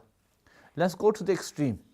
If a person had tattoos of human beings on his body, yes, and he's wearing clothes, meaning he's covered, right? He can read namaz on his own, yes, or in jamaat. He can even lead the jamaat if he wants, but he's all covered, isn't he? Yes, he can't see them. It's fine. Okay, it's a personal sin. If he's done tawbah from it, he's done tawbah from it. Yes. Doesn't have to get removed. I read something stupid last time on this. They said you have to cut it off. Okay, literally I read that they said that you cut it off, and it's wrong. You can't read namaz janazah of people who have tattoos. If you say that tattoos are haram and he's sin, and that's why you can't read his namaz janazah, then I'm sorry to say that you can't read nobody's namaz janazah, because everybody sins. Yes, you have to be careful of fatwas like that. I always talk about this. That a lot of people give fatwas, and sometimes when they give the evidence for what the answer is, the evidence is too generalized. Like we talked about this, like shishas and things, shisha bars, and the ruling was that free mixing. It's public places, and that shouldn't be the reason. There should be other reasons. Yes, and this is similar because it's haram. And there's 1,001 things that are haram. Do we add that for every single person? Yes, you can't do that. You carry the coffin, and you rush with it, but don't rush so much that you have a thing called khabab. Khabab is like when you walk and you walk a bit fast, and you get this hop in your walk, yes, in your step. You don't want that. You don't want the deceased inside the coffin going up and down. Okay, you just want, he needs to be straight. Have you seen how the army sometimes carries the coffin? That's how it should be. Okay, you don't have to do the march with it, but the coffin should be straight and you should be just gliding along with it. Okay, that's how it should be done. You place the person into, I'm going to skip a few things. You should place the person into the grave from the side of the Qibla. Okay, place him in, and when you place him in, then if the knots are there, then open the knots and take the face out and turn his face towards the Qibla. But before we go further on that, there's two types of graves. Two types of graves. There is one called a shaq and one called a lahad. A lahad is a grave that goes down like this, and then a little closet might just open up at the bottom. Okay? That's the wrong way, sorry. It goes up and then onto the side like that. Okay? That's a lahad. Yes? So when the deceased is put in, he's not put in over here, he's placed into like this shelf that you have on there. Yeah? That's called a lahad. That's how the grave of the Prophet was. Yes? A shaq is just a straight grave. That's the shaq. Straight in. Okay? That's the difference. In this country, we can't do lahad. It collapses. The earth is too, the land soil is too soft. So if you try to do that with it, yes, what happens with it? It just falls through. Yeah? So it's very, very hard. So this is why here we have to do a shaq grave, just straight cut down. Okay. Now once you place the deceased in, open the knots, turn his face towards Qibla, you read the same dua, Bismillahi wa ala millati Rasulillah. Yes, turn his face. Then after that, you will place soil over the person. Yes, place soil over the person, fill his grave. Now when you fill it up to the top, ideally the grave should be like a camel's hump. Like a camel's hump. And it shouldn't be flat. So it should be like a camel's hump like that. It doesn't have to be too high. You don't want it to be your own height. Yeah, that's too big. So, just off the ground slightly with the camel, semicircular kind of grave. But it shouldn't be a square flat. It's not always allowed because we just had Uncle buried in London and all of their graves are flat. I would argue with them. I mean, it depends whose graveyard it is. Who is run by. No, it's sometimes, the problem with it is sometimes it's part of, down south, they have lots of other problems other than the language. They have problems because I went to one graveyard there as well, which is part of the church, but they've given it out to the, yeah. Because you can't tell it, there's grass over Yes. the one and Maybe the land is owned by somebody else and that's why. Yes. But alhamdulillah, here we can do that in Bradford. Yeah, we can do that, but it should be like that. It doesn't have to be too big. It can be, if they want it flat, it does come in hadith, just like a handspan off the ground. That's good enough. Yes. And that's it. And if they do things, I said people should not even be buried in those graveyards then. If they say that they should be flat, just a headstone. Okay. But it shouldn't be square. Just a square one, flat. Yes, and put pebbles on it or something. actually I want to ask you, all graves, the headstones and that is done on flat as well ground. So that the lawn machine, Yeah. it comes and cuts the grass. It's wrong. It's wrong. And some of them have the ayahs of the Quran and they're flat. That's wrong. I would say Muslims should not be buried in a graveyard. They should just buy their own land and do it the proper way. I mean, the council will not. I don't think the council will be posing objections towards it, because in Christian graveyards you see big statues and all sorts. I mean, in Bradford Council they have a height restriction now, yeah, even for Christians. So you can't build too high. The land is owned by you. Once you pay for it, it's owned by you. So you can literally do anything with it, but they just give you like a height restriction, meaning how high your gravestone can be, and so on and so forth.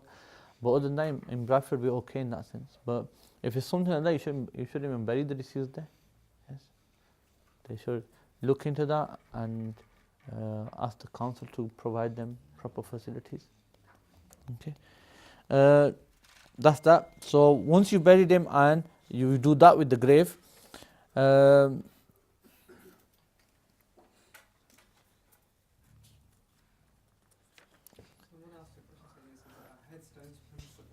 Headstones are permissible, yes. Headstones are permissible.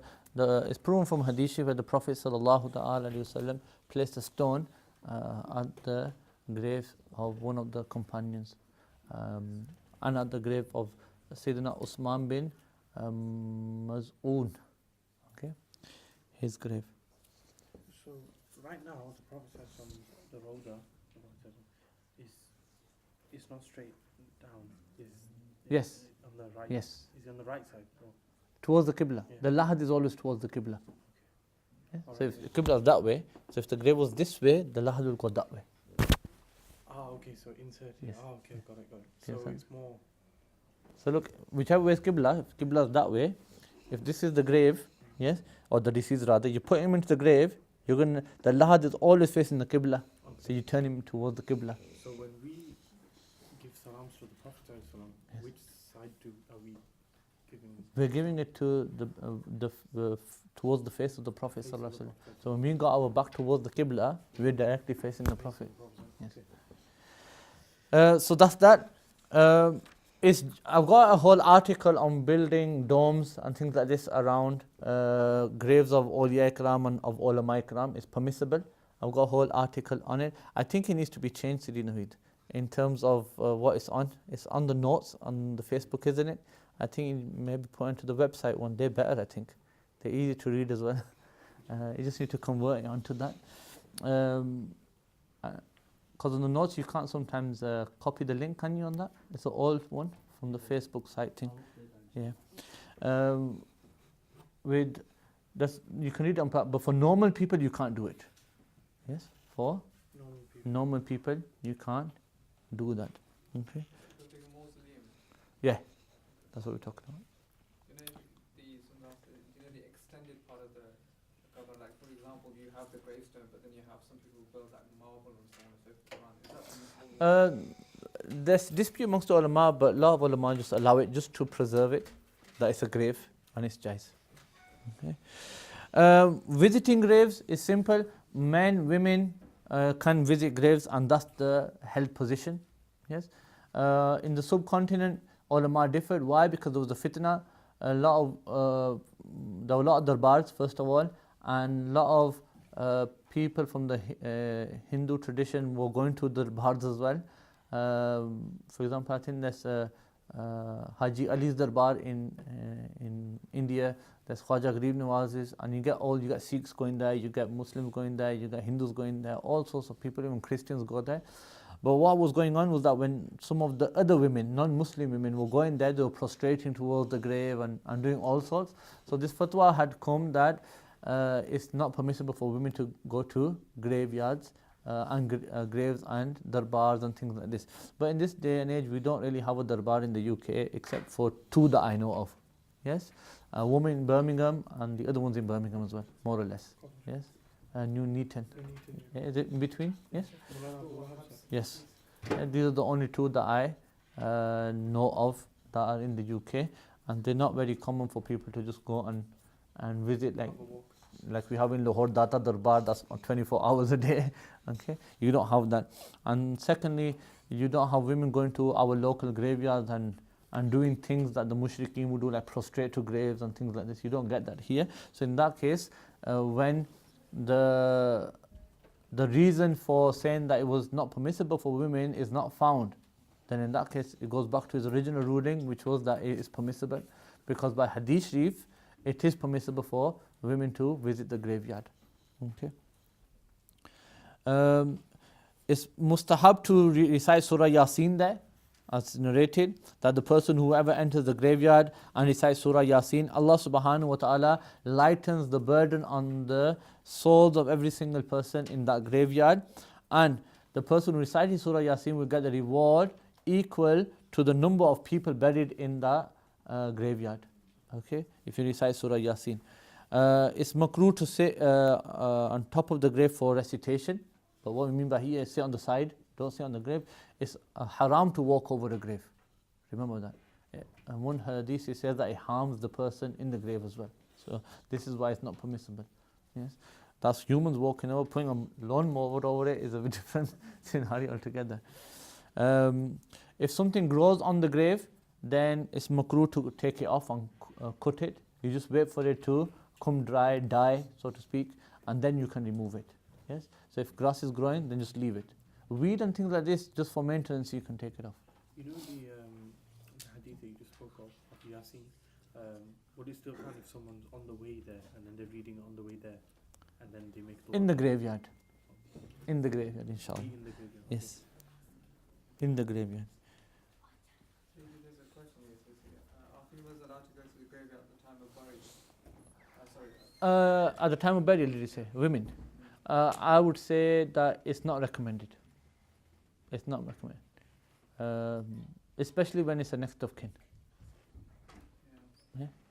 Just because women tend to Emotions. lose the plot at that time. They don't know what they're doing at that time. And it's a harsh reality, but it happens. Obviously, it's just emotion takes over. So that's why it's not recommended for them to go. If the person has been buried, yes, and people have left, men have left, then if mahram wants to bring her, then that's fine. There's nothing wrong with that. But at the time of burial, it's a very, very hard thing to see sometimes. Can women go to the graves for ziyarah without mahram? If it's in the local city, then yes. Yeah. Yes. But I still recommend a mahram to go. Yeah?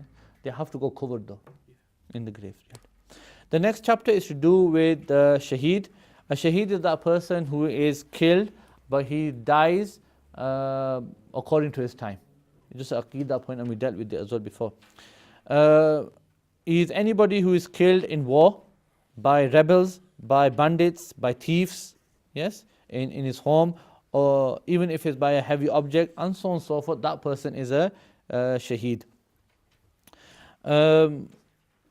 One thing, there's lots of things in there and you can read up on that, but one thing about a shaheed is that his namaz-e-janazah is read according to us.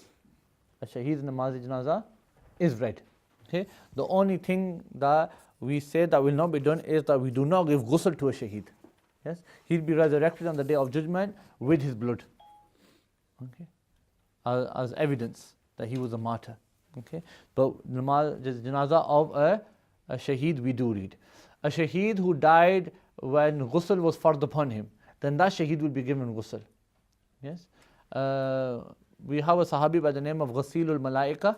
He passed away with Sayyidina Amir Hamza in the battle of Uhud. And the Prophet ﷺ saw him in the skies, and that the angels were washing him. Yes? And it's also noted that when they opened his body, when they removed the coffin, they saw that his hair and his face had water on it as well. Okay, so this is what the Prophet ﷺ saw. But from there we take that it's farz to give ghusl to a shaheed who ghusl was fard upon. And then the story came out that when he was in Medina Sharif, he newly got married, and he was spending the night with his wife. And then the call for the Battle of Uhud came, and he didn't think twice, to have ghusl or whatever. He just grabbed his armor and just went straight into battle. Yes. And because of that, the angels then washed him. Yes, but that was a sign for us to say that ghusl has to be given if a person is made shaheed in this manner.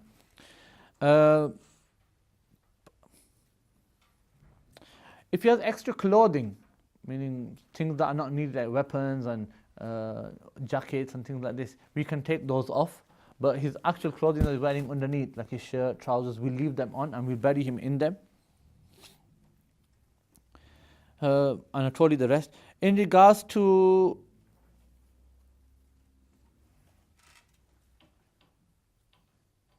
we do make a difference between how we class a shaheed as well. If a person is wounded in battle, yes, life-threatening wound, but then the battle finishes, completely finishes, and then he dies, he won't be classed as a shaheed, as in a proper shaheed who died in battle. Yes, in another sense he can be shaheed, but not in this regards. Okay. In this other regards, he'll be given ghusl and his namaz-e-janazah will be read. But if he dies in battle, no ghusl. Yes. If he's moved, yes, for example, if he's from the battlefield, he's moved to his camp, but the war's carrying on, he'll still be classed as a shaheed. But if the war finishes, then he's not a shaheed. Okay. Any questions on this so far? You know the situation in Palestine at the moment, so those would they be considered shaheed? If you class it as a war, yes. And the truth is, I would say, we said in the back as well that if he's killed zulman as well, if he's transgressed, then he still be a shaheed in that regards. I'm going to start the chapter of fasting. Fasting, its definition is really easy. Literally, fasting just means just to stop. Yes, like I can say, you're fasting away from standing. Okay, as in you're not standing. So literally just means to stop. But its Shari meaning is to stay away during the day from eating, drinking, and sexual intercourse. These are three things that are there. Yes, these are three things which are what class a fast as a fast. So these are the basis. If you do any of these things, then they will break the fast. And to break the fast, it has to be intentional or mistakenly. Yes, we have three things. You have intentionally, mistakenly, and forgetfully. Okay, and we'll come later on as well and explain that again. If something is done intentionally, that means you know that you're fasting, but you still intended to eat. Yes. Then there is mistakenly. Mistakenly is you know that you're fasting. You know that you're fasting, but by mistake you ate something. Or you're putting water in your mouth for wuzu, and you happen to just swallow it. You didn't intend to swallow it, but it just went down. But you knew that you were fasting. Yes, that's that. Then there's forgetfully. Forgetfully is you woke up in the morning and you have a habit of eating cornflakes. Yes, you just go straight forward, grab the cornflake, grab the milk, and yes, Bismillah. Yes, and then your mom or your wife comes down and say, "Are you fasting?" Yes, that does not break the fast. Okay, that does not break the fast. As soon as you're told that you're fasting, you do not take another bite. Okay, you just leave it there, and you are fasting from that point on. So forgetfulness does not break the fast, but we'll deal with that later on, inshallah. That's why he said here, from entering anything intentionally or mistakenly into the stomach. Yes, because mistakenly as well breaks your fast. Forgetfully will not break your fast. Mistakenly breaks your fast, intentionally breaks your fast, forgetfully does not break your fast. Forgetfully means that you forgot you were fasting. Yes. Now, the reason for fasting in the month of Ramadan is obviously the command of Allah. But what makes it farz upon us is the moon sighting, isn't it? When you sight the moon of Ramadan, then from here we know that the month of Ramadan is farz upon you. And every day after that is telling you to fast, and it carries on. And this fast of Ramadan is farz ada'an and qada'an. Ada'an and qada'an. As in, regardless, if you missed a fast in Ramadan, it's still farz for you to make qaza of it. Simple. A person who Ramadan is fast upon, fard upon rather, has to have four conditions. He has to be Muslim, has to have intellect, and has to be mature. Yes, the last one is not really for us, but knowledge that it is farz for a person who's just accepted Islam and accepted Islam in Darul Harb. Yes, for it to be fard upon him, he needs to know that it's fard as well. But for example, if he's in a Muslim country, then there's no excuse, because a Muslim country will be fasting. For the fasting of Ramadan to be correct, yes, there are a few conditions, and that condition is that you need to be away from illness. Yeah? I mean, you should be healthy enough to keep a fast. Yes? If a person is dying of starvation, we can't tell him to fast, can we? We're going to tell him to eat. Yes, so we don't put him in, as the Shia doesn't trouble people.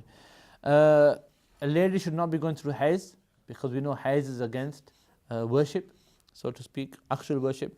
Nifas, postnatal bleeding, and a person needs to be a resident, cannot be a traveler. Yes.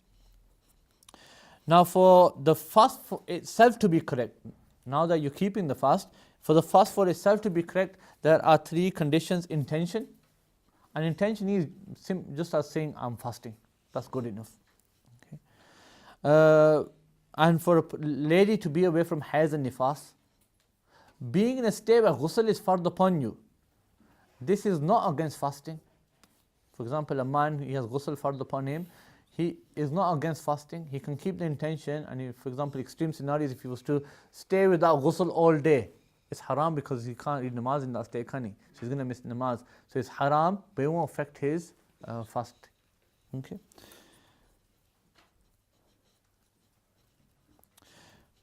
And like I told you, the definition is to stay away from those three things. They are his pillars as well.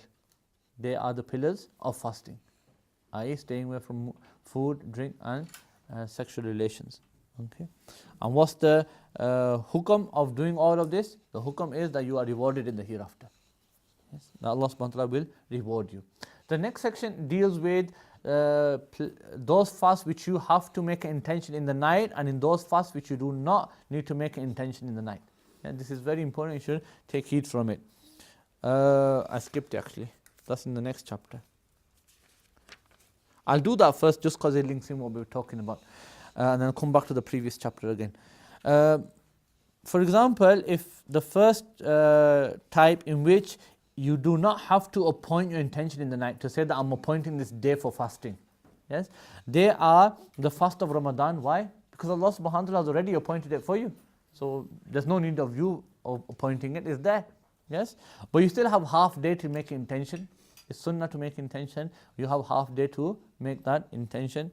If you made a vow that I'm going to fast next Monday, if I pass my driving test, you pass it, then even if you don't wake up in the middle of the night, the day is appointed for you, isn't it? You can carry on your fasting as long as you wake up before half day and just say within yourself that I'm fasting.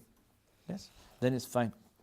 The point here is you don't have to wake up in the middle of the night, do sahri for it, because the time is appointed. So half day here, the half day I'm talking about is half day which is shari, not noon. Yes, generally half day, Islamic half day is an hour and a half before the time of noon. So for example, to work out noon, you take the time of sunrise and then take the time of sunset. Whatever the hours are, half them, you will get noon.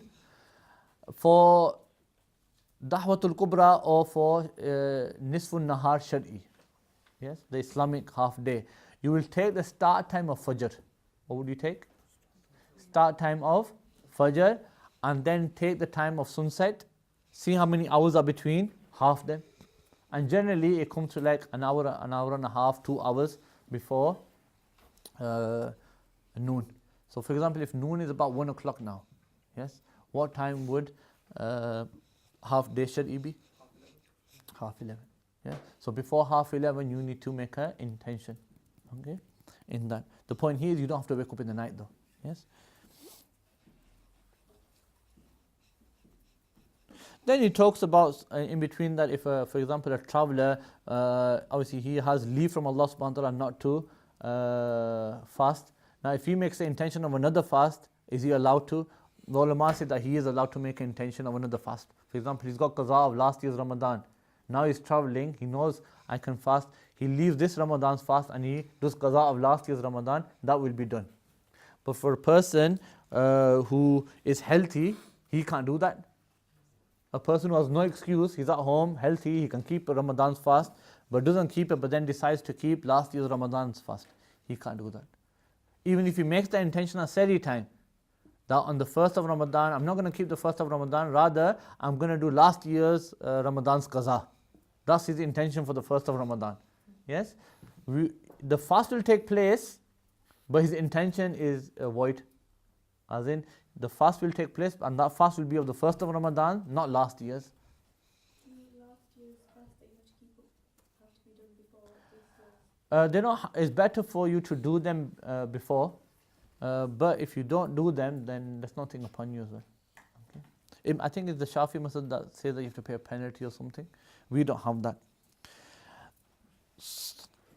Then there are those types of fast which you have to make an intention within the night and appoint the day. And they are, for example, the qada of Ramadan. You missed the Ramadan fast and now throughout the rest of the year you want to make it up. The day has not been appointed, has it? The day is not appointed, so now you have to appoint it. So you have to wake up in the middle of the night, do sahri and appoint the day to be a day of fasting. Okay. Similarly, with the fast which you broke, any fast that is, not Ramadan. Yes, any fast which you broke. So if you decide to keep a nafli fast, then in this case, if you decide to break it, then it's wajib for you to now keep it again, do qaza of it. That qaza that you're going to keep, you have to now wake up at night, do sahri, make an intention, and then appoint the day for this qaza. Okay, that makes sense? Same thing with kafaras, penalties that you have for breaking fast, and so on and so forth. Similarly, with the vow that you just said, if I pass my driving test, I will fast a day. Yes? A day is any day, isn't it? So in this case, the day you decide now to fast, you'll have to wake up in the middle of the night and make an intention that this day is of fasting. Yes? Whereas the previous one was Monday is a specific day, you already appointed it. In that case, even if you don't wake up at any time, as long as it's before half day, you can carry out your intention. Okay, that was that. The previous chapter was regarding the types of fasting. There are 6 types of fasting. There's a fard fast, there's a wajib fast, there's a sunnah fast, there's a mandoob fast, which is mustahab, and then there is just a nafli fast. Yes, 6 types. Fard fast, obviously like the month of Ramadan, either be ada or qaza, they both fard upon you to do. Similarly, when you break a fast, yes, you have a kafara upon you, don't you? As a kafara of breaking a fast intentionally is freeing a slave. If you can't do that, then 2 months continuous fasting. If you can't do that, then it's feeding 60 poor people. Now, the 2 months fasting here has to be continuous, as in one after the other. That means if you miss one fast out of those 2 months, those 60 fasts, yes, like something happened and you couldn't keep it, you didn't wake up. Now what happens is you have to start all over again. That's the penalty from breaking one fast of Ramadan intentionally. Yes, kafara comes, that's a penalty. So those fasts as well are fards. Manzoor, a vowed fast, like we said, that Monday scenario. That, according to Mazhab As-Sah, is Mazhab Azhar rather, it's fard upon a person to keep that fast. As for wajib fasting, wajib fast is any fast which you broke the qaza of it. So you have a nafli fast or a sunnah fast, and then you broke it. Yes, the qaza of that fast becomes wajib. The qaza of that fast becomes wajib, like we explained. Sunnah fast are like fasting on the 10th of Muharram, along with the 9th. And like that you have lots of other sunnah fasts, but he's classed them as mandoob, mustahab. Okay, like I normally say, the sunnah mustahabba. Go for it. Is it simple to break a sunnah fast? Sinful in regards, Like, if you, so for the sake of it. yeah, Any fast in that regard, you should not break for the sake of it. Okay, if there's a specific reason that you're a guest at somebody's house, then you can. But then you make it up.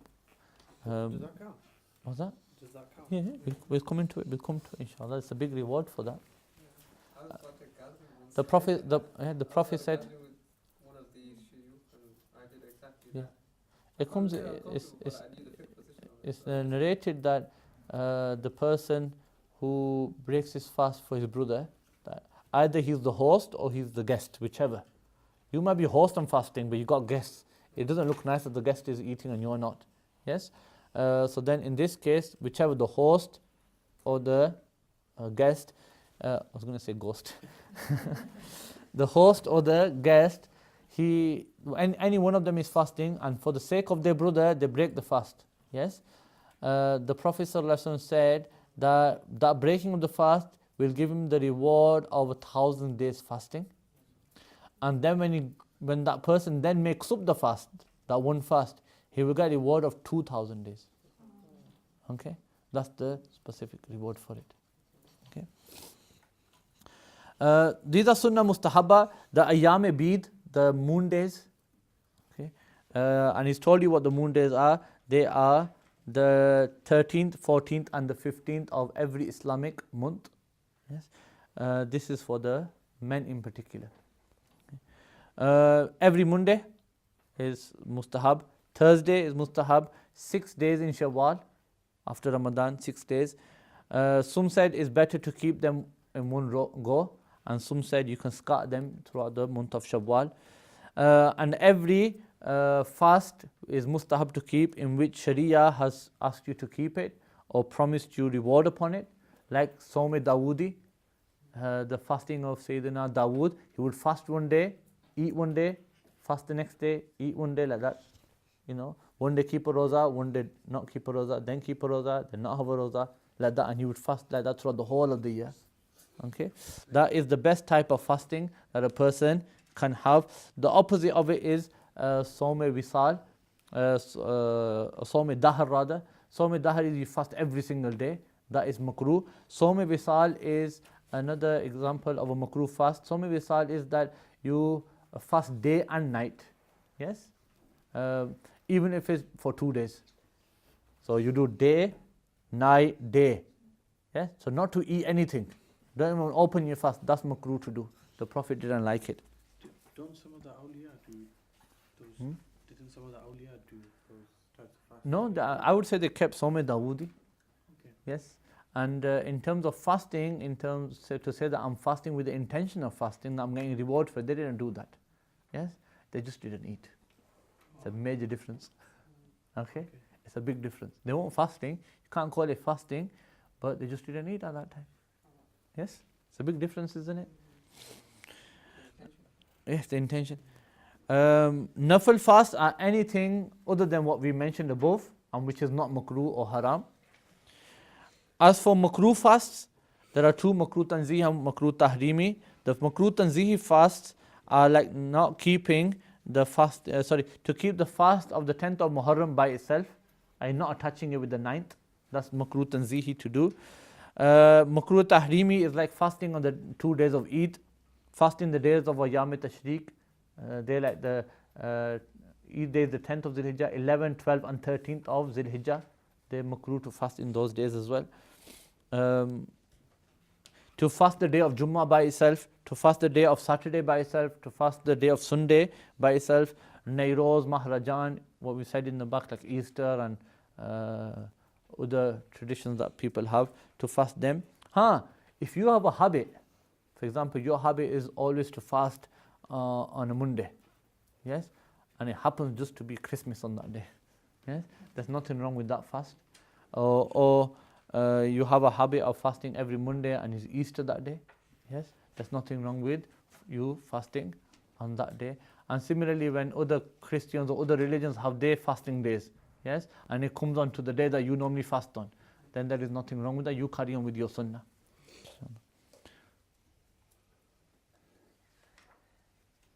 And the rest of it I explained to you in terms of the makruh fast, Sawm Wisal, not breaking your fast in the night, just carry on fasting to the next day. Even 2 days with 1 night in between, that's makruh as well. And to do it throughout the whole year, that's definitely makruh. Then the Sawm Dahr, like I said, Sawm Dahr, you just fast every single day. And that's not in the capability of a human being really. Yes, he'll get 2 weeks. Yes, will not be able to worship, nothing. Yes, then in that case, if he's vowed on this, he has to give a fidya every single day. If he's made a vow that I will fast every single day, yes, and then he finds that he can't, for whatever reason, he can't do it, he'll have to pay a fine every single day, £2.50 every single day.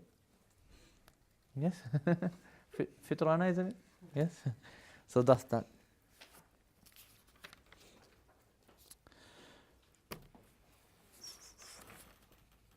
The moon sighting. I've got a whole article on moon sighting somewhere on Essential Islam, and it's in the fasting book, so you can read it. The same article's in the book as well. You can read up on that, but we'll just go through this in a rough manner. The sighting of the moon of Ramadan is, so proving the moon of Ramadan is by sighting it. So you see it, open your eyes and you see it. Okay. Or it's done by counting 30 days of Sha'ban. Simple. Okay.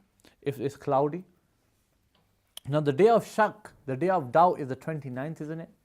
I.e. the day of 29th is your day, but are we having a 30th or not? Yes. So in this regards, the Sha'ban moon, the moon moon of Ramadan needs to be sighted, or 30 days need to be completed. Then in between he talks about the day of Shak. Yeah, can you fast it, can't you fast it? Simple reason, easy enough to just say don't fast it. Yes, don't fast it and wait for the ulama to give the fatwa. You can't have a fast to say that if it's the month of Ramadan, then I'm keeping a fard fast. If it's not, if it's still 30 Sha'ban, then I'm keeping a nafli fast. Yeah, you can't do that. Yeah, you need to have certainty in your intention. Yes, and be firm in your intention. And then he talks about the person who sighted the moon, and should he fast on that day, even if the qazi has rejected his sighting. Yes, then we say that the person who sighted the moon and he knows that he sighted the moon, he should fast on his own, even if the qazi rejects his sighting. But in regards to the moon of sighting the moon of Ramadan, if it's a clear sky, I explain this in the authors kind of explain in a hard manner, but I'll explain it in a really simple way. That if the skies are clear, then you need a Jamme Ghafir.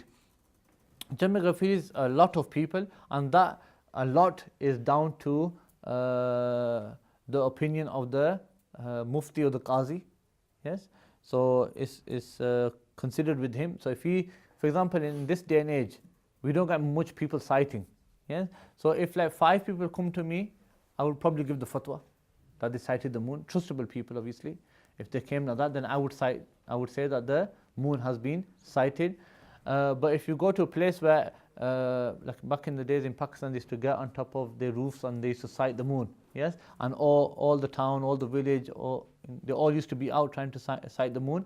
Then in this case, if 10 people came to me, yes, where all the village is sighting it, then I wouldn't take it into consideration. I would wait for like 20 to 30 people maybe.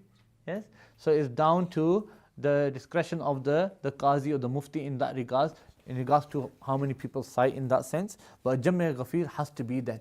And if it's a cloudy day, then in this case, the sighting of one person is sufficient. Even if that person is a fasik, fajir, a person who has been given a capital punishment, lashes, for blaming pure people for adultery. It's a serious crime in Islam that.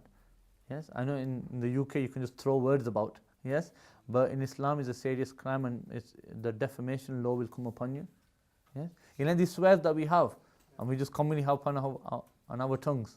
Yes, and we say them, like we'll just say son of whatever, right? And you say something like that, they'll have big consequences in Islamic law. So if the other person wants to try you for defamation, yes, it'll be big. You know, if you say something like you're not your mother's son, okay, or you're not your father's son, yeah, those words go far within Islamic Sharia. So if the person wants to try you for defamation, he can try it, and if he wins it, you'll be lashed 80 times. Yes, okay. So it's a big thing within Islam. Okay. So what we're saying, if there's a person like that and he's been lashed as well, yes, remember, because you just proven that he lied, didn't he? We proven that he lied. Now, even though it's known that he lied in that case, but for Ramadan, if he's done tawbah, we'll accept his sighting.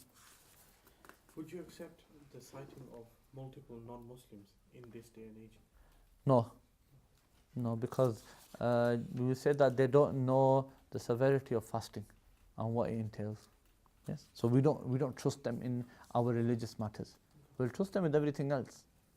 Yes, everything else will be trusted. But not with religious matters. What if they study astrology and moons and whatnot, and they were like, yeah, we saw the new moon. Take data off them and analyze it yourself. Yeah, that's fine. He's not giving a fatwa, is he? He's not saying he saw the moon. We won't take that from him. Yeah. Yes, because our religious matter is the data he's got, we can take that. I won't say just because Christopher and Joseph sighted the moon, that's why the Muslims need to fast tomorrow. Okay, we won't do that. But scientist Christopher has given us data that the moon should be above the horizon on this day. Yes, so and there's a 90% chance that it will be seen. Yes, give the fatwa. Not on his that, but say that this should be the day, and then wait for sightings to come in after that. Okay. As for every other month, then you got the month of Shawwal. In this case, you need at least 2 males or 1 male and 2 females. Yes? To prove Eid. To prove Eid. Why is that the case? What's that? Why 1 male and 2 females? Women get emotional. I gave you a talk on this last time, didn't I? That it's the opposite way around these days. I gave you that a long time ago, didn't I? When we started this course, I gave you a whole lecture on how it's all changed. That men are more emotional than women. Yes? And I experience this when I deal with marriage cases. Yes? 5 years of marriage cases, and that's my conclusion. That men are more emotional than women. Yeah? Women seem to be more firm, and like when you ask them about their decision, they're like, either I want to be with him or I don't want to be with him. It's simple. It's just flat. Yeah? And men are like, I don't know. She makes me feel like this, and I get all that. And be a man, just say which one it is. Yes. Like you hear stories that women play games in books. Yes. If you read Shakespeare and stuff like that, even he has it. Islamic literature also has like stories and things like that. And you make this image about women, don't you? But the truth is, it's all about men. It's literally, when you deal with people, obviously when you're yourself, you don't realize. When you're looking at a man and you're trying to talk to him and you're trying to deal with him, and you see, how much games he's playing. Yes? Just like I had this recent case as well where a couple got married and it's not even been 6 months, but the lady paid for all the house and everything. Yes? She paid the mortgage, she got everything. The guy didn't pay diddly squat towards the house. She's only asked him to, give something for the mortgage, right? That is his Islamic duty to provide a roof. He got all emotional, right? And he said he didn't want to be with her anymore, yes, and on all sorts. And now it's come to the house situation. He's given a divorce, but it's a house situation, yes. But now he wants 50% of the house because she put his name on it. That's a lesson for sisters, yes. If you're going to get married like that, where you're paying for your own house, have your own name on it, not the guy's. Okay, because he has not paid anything for it and he's taking 50% of the house. Yes, so you have to think about these things as well. Yes, yeah, go for it. What about fasting on a Saturday? Only with that day is special. For example, next Saturday it might be the Miraj. That's what we're saying. If it's in time with the Sunnah fast, yes, then you can keep it. Yes. So like if Miraj comes on a Friday, it's makruh to fast on a Friday, but because it's Sunnah, you can keep it. Okay. So the end of Ramadan, Shawwal is proven with 2 males or 1 male and 2 females. What's the multiple females and no male? No. 20 females. No. It won't be. Okay. It won't be proven.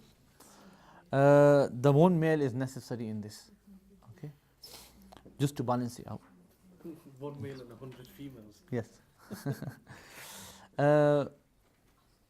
Now the way to prove the reciting of every other month is what we mentioned at the end of this. That's 2 males or 1 male and 2 females. Okay, that will be proven for the end of the month. Remember one thing, and I see this a lot. I see, for example, alhamdulillah, our ulama are good in every aspect, but for some reason when they sit on the TV channel, it seems like they just throw everything out the door and just start talking on their own accord. When they were trying to prove Eid, yes, and they're like, we need a Jam-e Ghafir. You do not need an abundant amount of people to prove the sighting of Eid in that regards. Okay, for the end of Ramadan. Okay.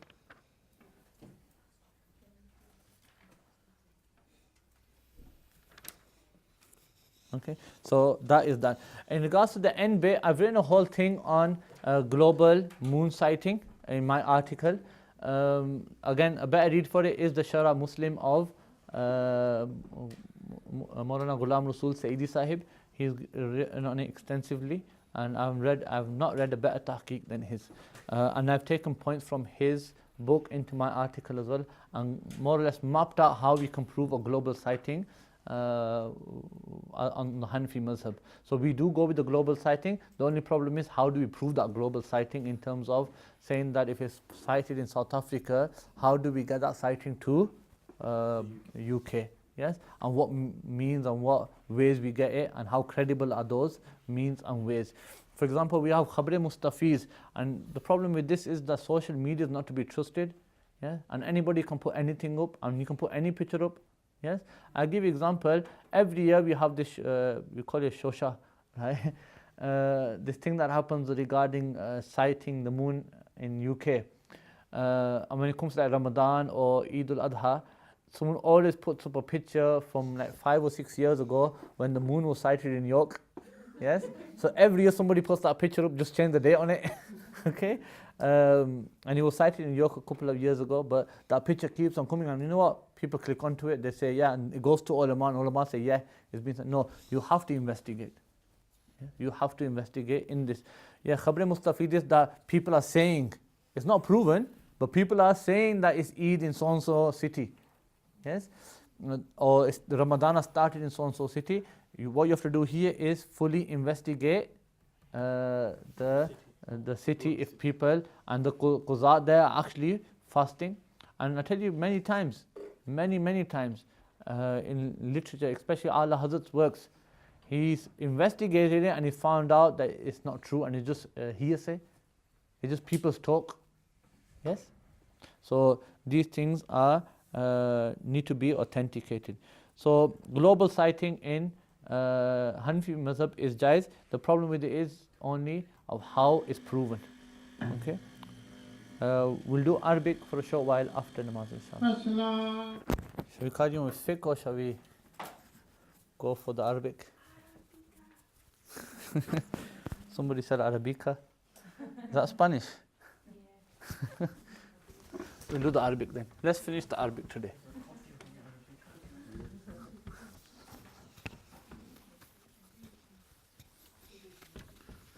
Right, what did you do last then? Whoever said Arabica? Huh? What was the last thing we did?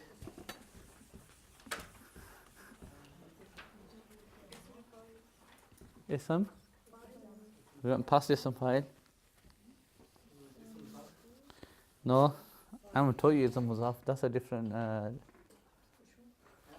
Ism Zarf I gave you. Yes. Right, we did Ism Zarf and Ism Ala as well, didn't we? Yes.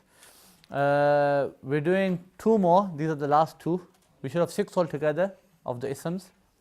So the last 2, first one is Ism Tafdeel. Ism Tafdeel.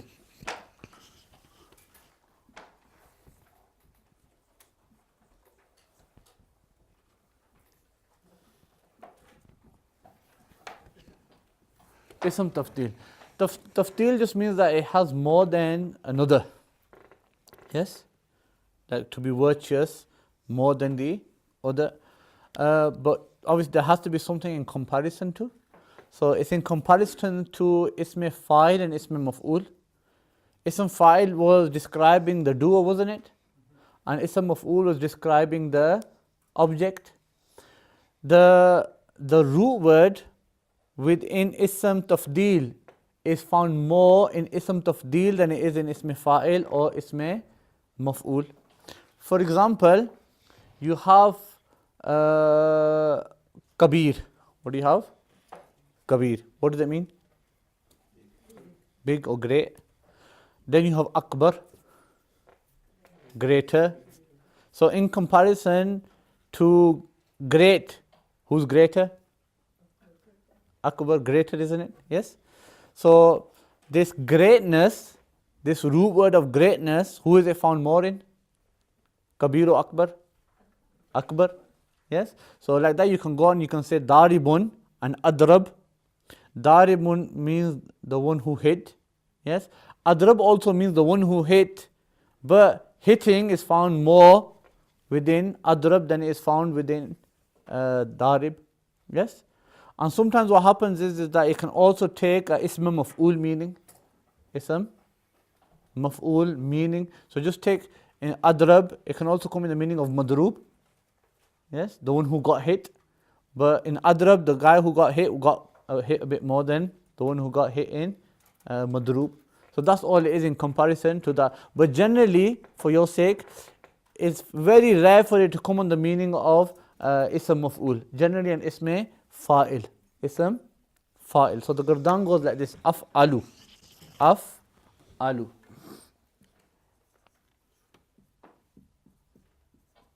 That's wahid, muzakkar, ism tafdeel.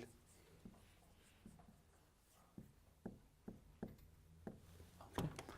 Then you have af'alani,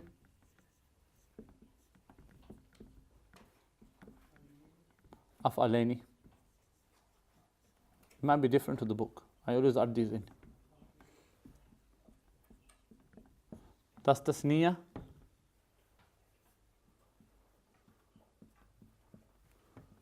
Muzakkar, ism tafdeel. Then you got af'aluna,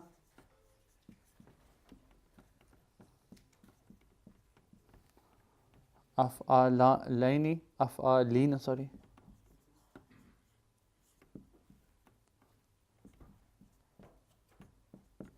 And afa'ilu, it has an extra one. These three are jama.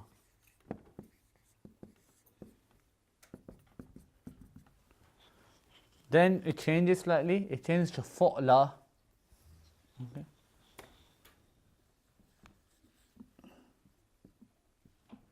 Fu'la, this is wahid mu'annas.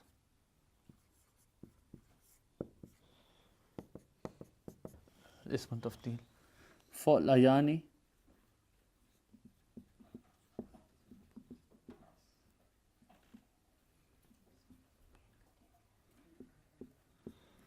Fu'layani.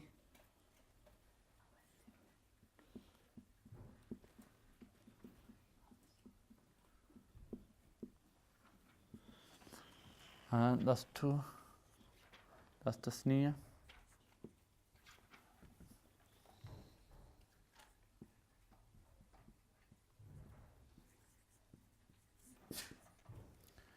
And then ism tafdeel. Then they're not in the book. This is how I teach it normally in Dars Nizami. Whatever the way I taught you it, other than the Arabic conversational, we don't teach that in Dars Nizami. The grammar, the way I taught you it, is that's how I teach in Dars Nizami, but just like a tad slower, a lot slower. Okay, we take a step by step, making sure that every single student memorizes it. If one student hasn't memorized, the class is not moving forward. Okay, that's if they're regular. If there's one student who never comes, like you see him once in a blue moon, then he can, we can dismiss him slightly. But if his students were coming regular, then we make sure that they learn it.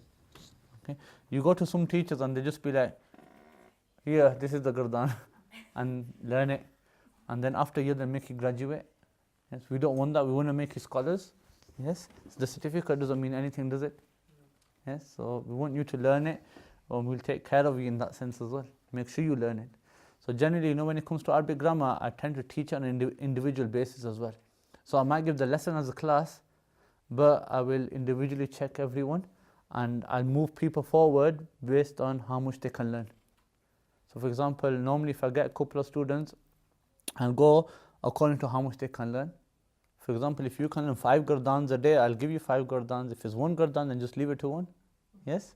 So this is why I don't give you a timeline in the Dars Nizami course. Yes? Because those timelines are just based off giving you it. Yes? And like I'm just giving you the fiqh. Yes? Now what you do is what you do with it. Right? It's got nothing to do with me. But we don't teach it like that in the Dars Nizami. It'll be like, okay, I've given you this gardan, can you repeat it back to me? Yes? What's this siga? What's this word? What's that word? And like we did in the Quran, that was just a taster for you. That would be done every single day. Yes? You do maybe 5-10 minutes with me, and then you'll probably spend half an hour between yourselves doing it. Yes? So and like that, and work through it so that it totally settles in. Otherwise, there's no point of me giving you, is there? Yeah? This is why I wanted to, because sometimes what happens, because people are not familiar with it, and then it becomes harder for them to sometimes learn it. Now that you're familiar with it, it should be a lot easier. You know the structure of it somewhat. When you start Dars Nizami, it should be a lot easier for you to learn it, easy for you to know what's going on. Okay. And remember, the way I teach it is we'll go by your pace. Okay? If you are such that you can learn 4 or 5 pages by the class, we'll give you it. Yes? And then I'll also tell you, if it's a big class, then I'll tell you that help the students that are with you that are maybe not as strong. Yes? And stick with them and do it. But if you're by yourselves, it'll be how much ever you can learn. Inshallah. The last two are Fu'layatun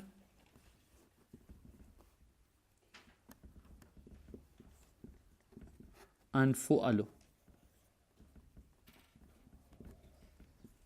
These are Jama Mu'annas. Yes? That's that. That's it. That's Ism Tafdeel. Has everybody got that?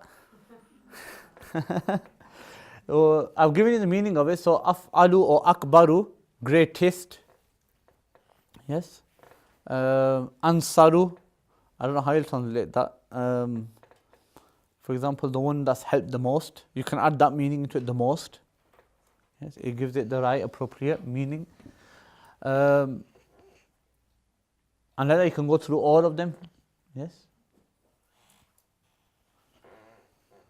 The next Gardan is called Sifat Mushabbaha. Sifat Mushabbaha.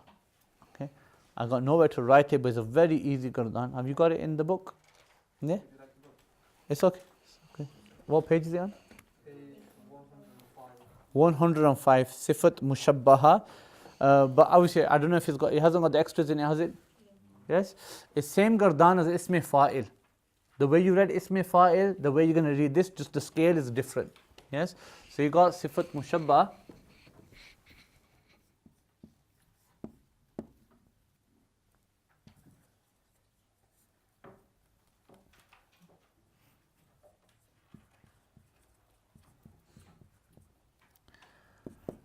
The scale of it is Fa'ilun.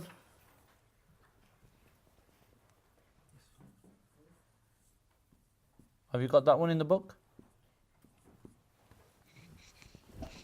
Yeah? Fa'ilun. That's the scale. Remember you read Fa'ilun. Fa'ilun, Fa'ilani, Fa'ilaini, Fa'iluna, Fa'ilina, Fa'ilatun, Fa'ilatani, Fa'ilataini, Fa'ilatun. For Isme Fa'il. It's same as that, but just with Fa'ilun. Fa'ilun, Fa'ilani, Fa'ilaini, Fa'iluna, Fa'ilina, Fa'ilatun, Fa'ilatani, Fa'ilataini, Fa'ilatun. That's it. Same as Ism Fa'il. But look at the meaning of it. Look at the meaning of it. That Sifat Mushabbaha carries the meaning of Isme Fa'il as well. What does it carry? The meaning of Isme Fa'il. Question is, what's the point having it then? That's the question, isn't it? If you're carrying the meaning of Isme Fa'il, then why have Sifat Mushabbaha? The difference between Isme Fa'il and this is the descriptive, or the description that Ism Fa'il gives is temporary, i.e. this attribute is temporarily with this person. And Sifat Mushabba it describes a quality, an attribute which is permanent, which is forever. Yes? This is why you'll see Allah subhanahu wa ta'ala's names come on this scale a lot. Yes? Rahimun, Kareemun, and it carries on like that. The truth is the rest of Umar as well, Ghafurun. This Sifat Mushabba has many other scales as well. Yes? But this is what they are. Yes? This is the common one, is Sifat Mushabbaha. Because Allah subhanahu wa ta'ala's attributes are forever, aren't they? Yes? So that's why commonly they come upon on this scale. So Rahimun, Rahimani, Rahimaini, Rahimuna, Rahimina, Rahimatun, Rahimatani, Rahimataini, Rahimatun. Similar to Isme Fa'il, isn't it? The way you read it, just the starting is different. The endings are all the same. Yes? And the scales of what we said are, the Siga is all the same as well. This is your basic grammar. This is your basic grammar. We call this the Gardans of Sahih. Healthy words. Okay? If you find a healthy word, it will come on to this. Normally after this we go into the babs, we're not going to go into them. The babs are scales within the Arabic language which let you know of how to read the Mazi and how to read the Mudari. Yeah? So for example, there's a bab called Daraba Yadribu, and words that fit on that scale, we call them that they are from bab Daraba Yadribu. Then there are words that fit on Nasara Yansuru. There are words that fit on Fataha Yaftahu. They come in couples like that. Yes. So for example, you can't say Dakhala Yadkhilu. It's always Dakhala Yadkhulu. Do you understand that? So we'll say that Dakhala Yadkhulu is on the scale of Nasara Yansuru. Yes. And each one has its signs and whatever, but we leave that when you get into Dars Nizami, inshallah. But to do this next bit, for example, if you were to go into the babs, yes, you need to, all the gardans that I've taught you till now, you need to know them off by heart. Yeah? Because to do the babs, you need to know all the gardans and the names. So for example, in Dars Nizami, in Arabic grammar, your job will only be what? You know bab Daraba Yadribu. Now start reading it. So, Fail Mazi Mutlaq Musbat Maruf, Daraba, Daraba, Daraba, Darabu, Darabat, Darabata, Darabna, Darabta, Fail Mazi Mutlaq Musbat Majhul, Duriba, Duriba, Duribu, Duribat, Duribata, Duribna. That's what you're doing. Yes? In Dars Nizami, for Sarf, you're just going to be reading it, all the gardans, and just that one word. So Daraba is one word, isn't it? So you Fail Mazi, you read Fail Mazi Mutlaq Musbat Majhul, Fail Mazi Manfi Ma'ruf, Fail Mazi Manfi Majhul. Yes, when we read the gardans, we miss out the Mazi Kareeb and Istimrari. We did them, didn't we? We don't tend to read them because they're not very common. And then you go Fail Muzari Musbat Maruf, Yadribu Yadribani, Yadribuna, Tadribu Tadribani, Yadribna, Fail Mazi Mutram, Fail Muzari Musbat Majhul, Yudrabu Yudrabani, Yudrabuna, Tudrabu Tudrabani, Yudrabuna. And you read it all the way to the end. Then you go on to Manfi Maruf, Manfi Majhul. Then you go on your Huruf Nasba, you read all the Huruf Nasba. And Lan Kay is on all of them. An Yadriba, An Yudraba, Allah Yadriba, Allah Yudraba. You read that. Then Lan Yadriba, Lan Yudraba, Kay Yadriba, Kay Yudraba, Kay La Yadriba, Kay La Yudraba. Then you have Izan Yadriba, Izan Yudraba, Izan La Yadriba, Izan La Yudraba. Then you go on to Rufe Jazma, Lam Yadrib, Lam Yudrab, Ma'ruf and Majhul. Then you go on to Lamma, Lamma Yadrib, Lamma Yudrab, Ma'ruf and Majhul. Then Fele Amr, yes. Liyadrib Yadribani, Yadribna, Litadrib, Litadribani, Liyadribna, Idrib, Idriba, Idribu, Idribi, Idriba, Idribna, Li Adrib, Li Nadrib. Then the Majhul of as well, Li Yudrab. Then you go into Fele Nahi, La Yadrib. You read all that down, La Yudrab, Majhul of it. Then you have in, don't you? In Yadrib, in Yudrab, Illa Yadrib, Illa Yudrab. Yes, Ma'ruf, Majhul, Manfi, Ma'ruf, and all them you read. Then you move on to the Ism Files. Then you go Daribun, Daribani, Daribani, Daribuna, Daribatun, Daribatani, Daribatani, Daribatun. Then Majhul be Madrubun, Madrubani, Maful, Madrubun, Madrubani, Madrubani, Madrubuna, Madrubina, Madrubatun, Madrubatani, Madrubatani, Madrubatani, Madrubatani, Madrubatani, Madrubatun, and finish it that way. Then you go into Isme Zarf, read all that. Madribun, Madribani, Madribani, Madaribu. Then Isme Ala, Midrabu, and you get the gist, don't you? And then you read, I was going to do it all then. So you read it all the way down, and that's just one word, as in just one masdar that you've got. Like that, I'll give you Nazala Yanzilu.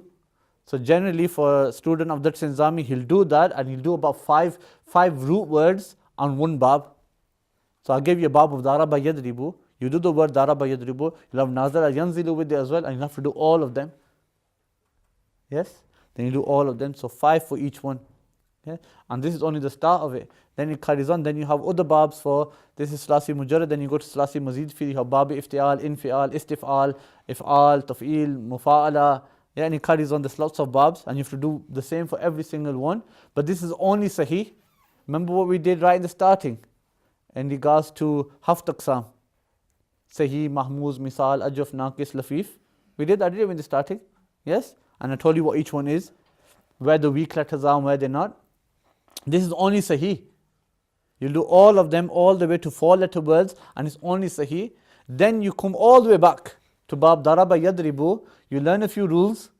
Yes, for example, Muda'af rules. Like take Madada. Will tell you that when there are 2 letters the same, they both mutaharrik, then the first letter's harakah disappears, and then you assimilate them and read it as Madda. Now you start all over again. Madada comes on Bab Nasara. So now you start all over again studying madda, madda, maddu, maddat, maddata, maddadna, maddatta, maddatta, and you go all the way down. Yes? And you start all over again. Now this word you need to take it onto babe, iftial, imtidad, infial, it won't go into infial. You take it onto istifal, istimdad, take it onto ifal, imdad, taf'il, tamdeed, mufa'ala, and you carry it on like that, and you have to do the gardan of every single one of them. Yes? Do you understand that? And half the Aqsam was 7, aren't they? Yes? The first one you do like this, then you got muda'af, lafif, naqis, ajwaf, misal, and the rest of them. You have to go through all 7, but all 7 of them have rules and regulations that you have to follow. Yes? And they're very, very hard. Ish. Okay? Do you understand that? No? I think you sold it. I was sold it. I'm trying to pitch you, what I'm trying to say is, in a nutshell, is this is your base. This gardan, up to now what I taught you. Yes? And when you do, if you were to carry on and do the babs, or if you were to go into the rules of, for example, learn about muda'af, learn about mahmuz, which has a hamza in it, learn about misal, ajwaf, naqis, lafif. Yes? What I told you what the definitions of those were. All of those are based upon these gardans. Yes? The asl. So for example, if I said madda, and I asked you what the asl of it was, yes? You should know in the back of your mind that the asl is fa'ala. Yes? So the only possible explanation could be there's a shad on it, there has to be 2 dals here. So then you'll say it has to be madada, because if it's with fa'ala, doesn't it? And then after that, because you would have learned the rules, I'll ask you what rule it is. Now for example, my Dars Nizami students, yes, they will learn the rules in numbers, rule number 1, rule number 2, rule number 3. Yes? So for example, when I was with Ustad Sahib, I would say something like, in madada se madda, कायदा number 2 हरूफ मुतजानिस मुतकारिब जमा हो और 2 मुतहरिक हो तो एक कलमे में जायज़ है कि पहले को साकिन करके दूसरे में इदगाम करें, जैसे मादा से मद्दा, फारा से फर्रा. So you read it out like that.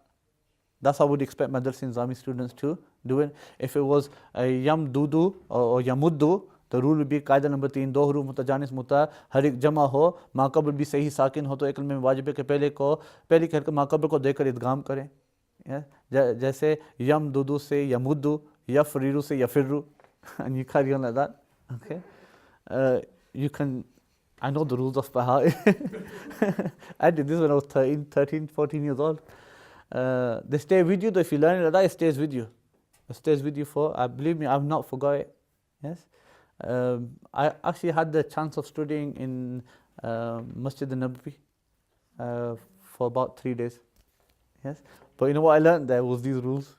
Yes, what Ustad Sahib gave me, I found this scholar who just sat next to the pillar, and he was just, students would just come to him one by one, and he would read to them. And funnily, he spoke 3 languages. He spoke Arabic, he spoke Persian, and he spoke Urdu. Yes, but he was an Arab. He was an Arab. He said he was an Arab as well. He wasn't Pakistani, and he said he just learned Urdu.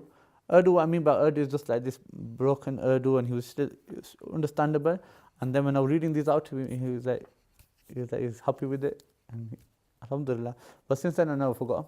I learned them with Ustad Sahib in the UK, but I just went on to Umrah, and I just sat in Masjid. That's what I used to say in Masjid al-Nabawi, do my salam and sit down and just read next to him.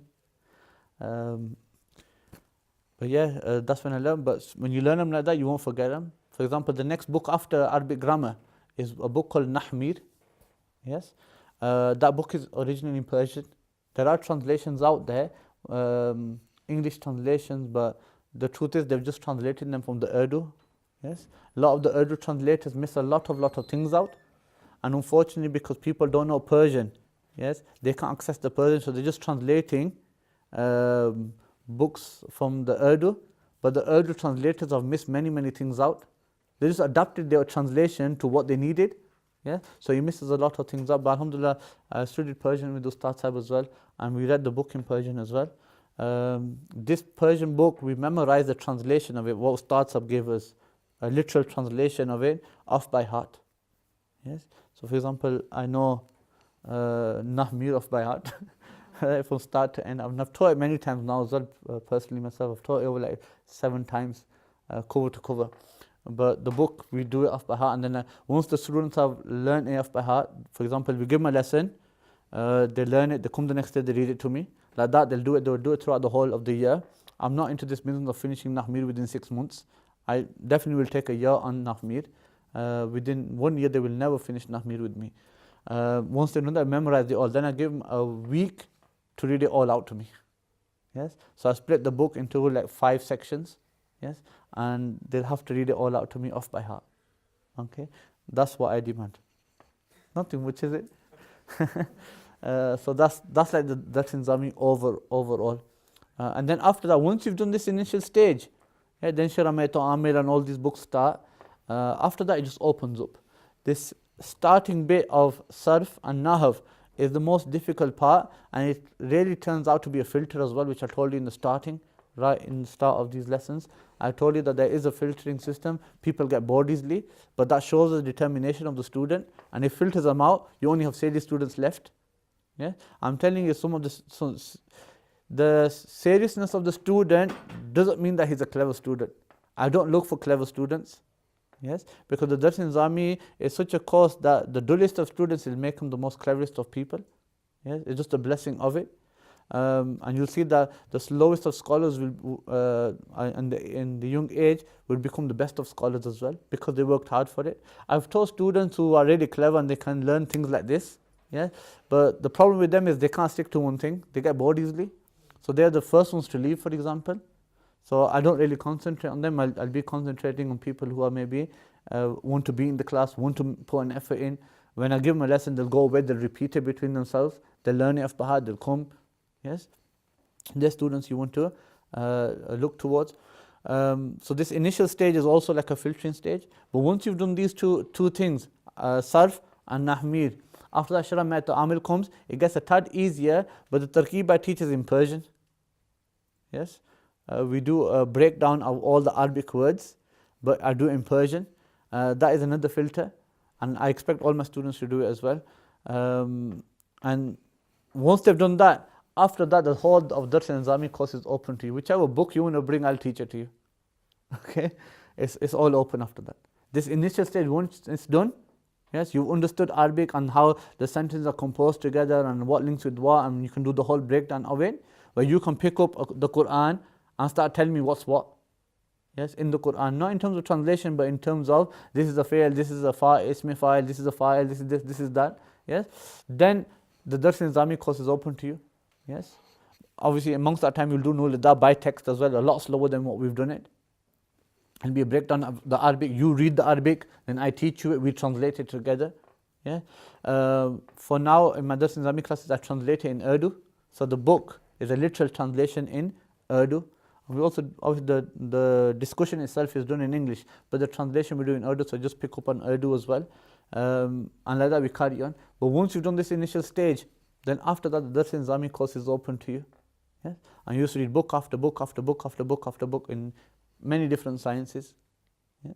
But this initial stage is always the hardest. Yes? Any questions?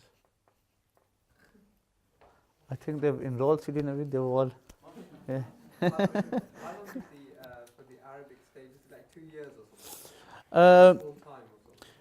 I mean, the Sarf will finish within the year. I can finish it within the year, but it depends on the students. And then Nahmir will start.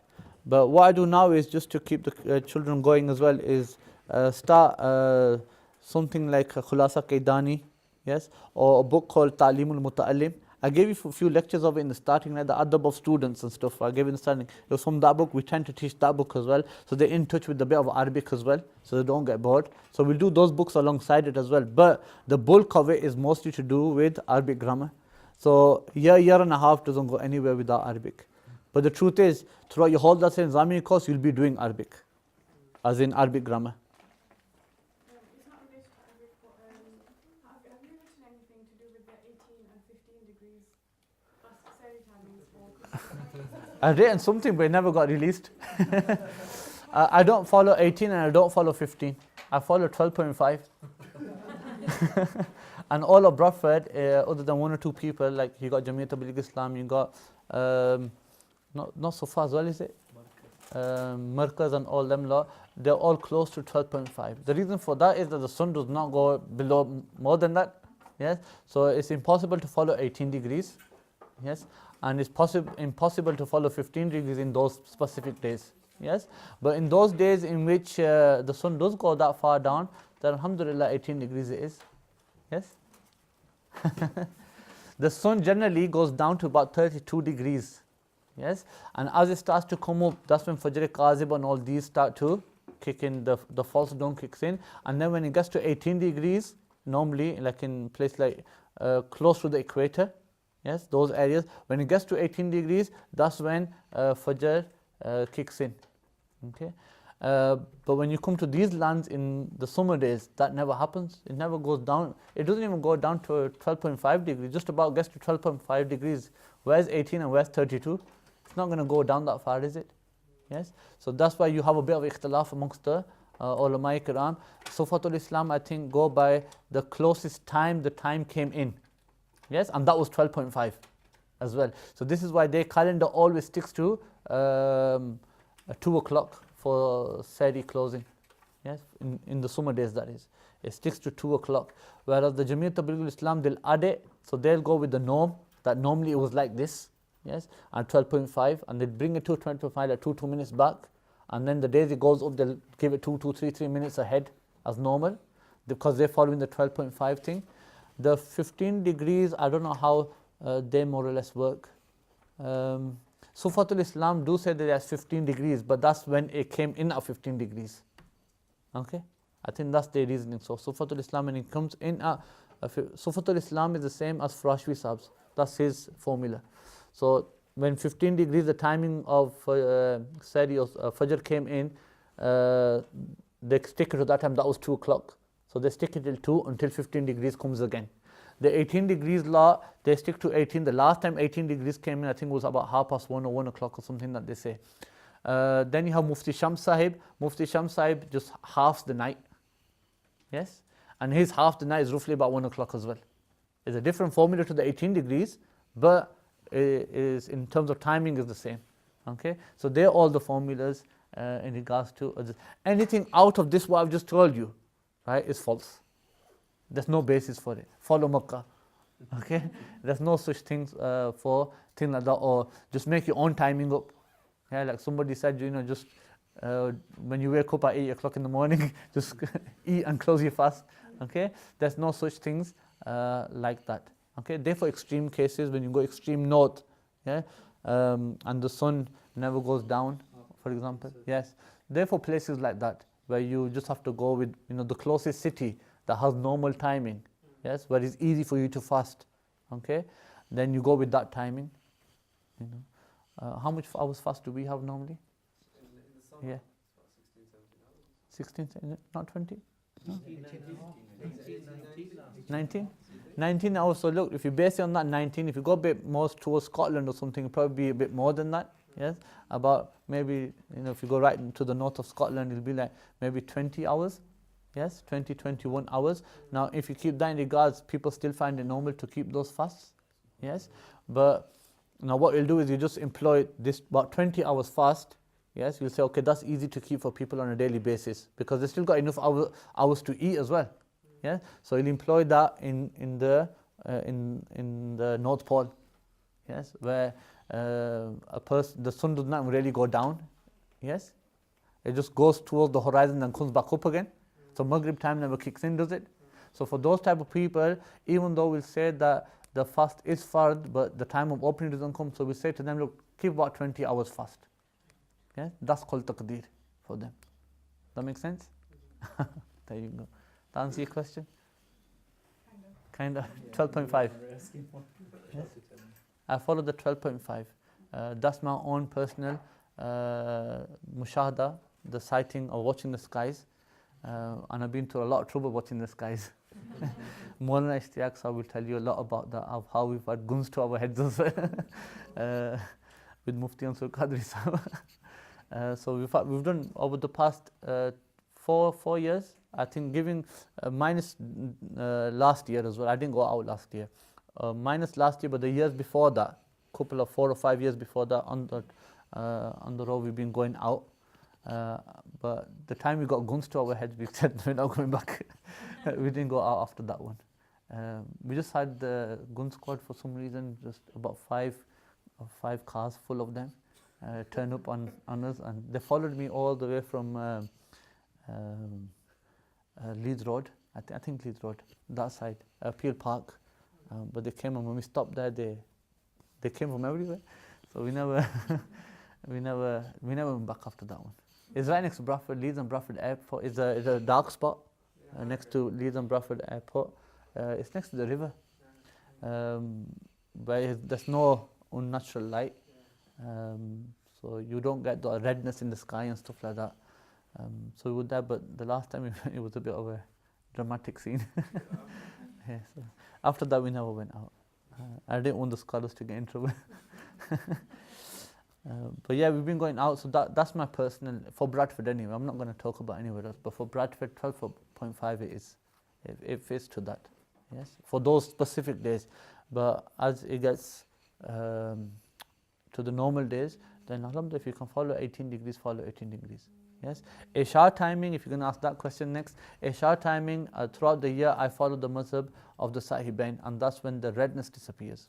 Yes, I know Imam Muhammad Rida Khan has written in regards to it coming in when the whiteness disappears, but the truth is that people like Qazi Khan and various other scholars, Fatawa Taht al-Khaniya, big scholars of the Hanafi mazhab, they always give fatwa on the Sahibain's mazhab. Yes. What Imam Ahmad Rida wrote was a slightly different thing in regards to fatwa. Yes, in regards to showing what the Sahih position is of Imam Abu Hanifa, but in regards to the actual fatwa, I give it same as Qazi Khan and various other scholars that say that the Isha will come in once the redness disappears. So that's earlier time. Okay. Yes. Hence why for the Tabligh Islam calendar, we only have a few days where Isha doesn't really come in. Yes. Whereas if you follow the 18-degree ruling, then you're going to have problems. Okay. There you go. We'll stop there, inshallah.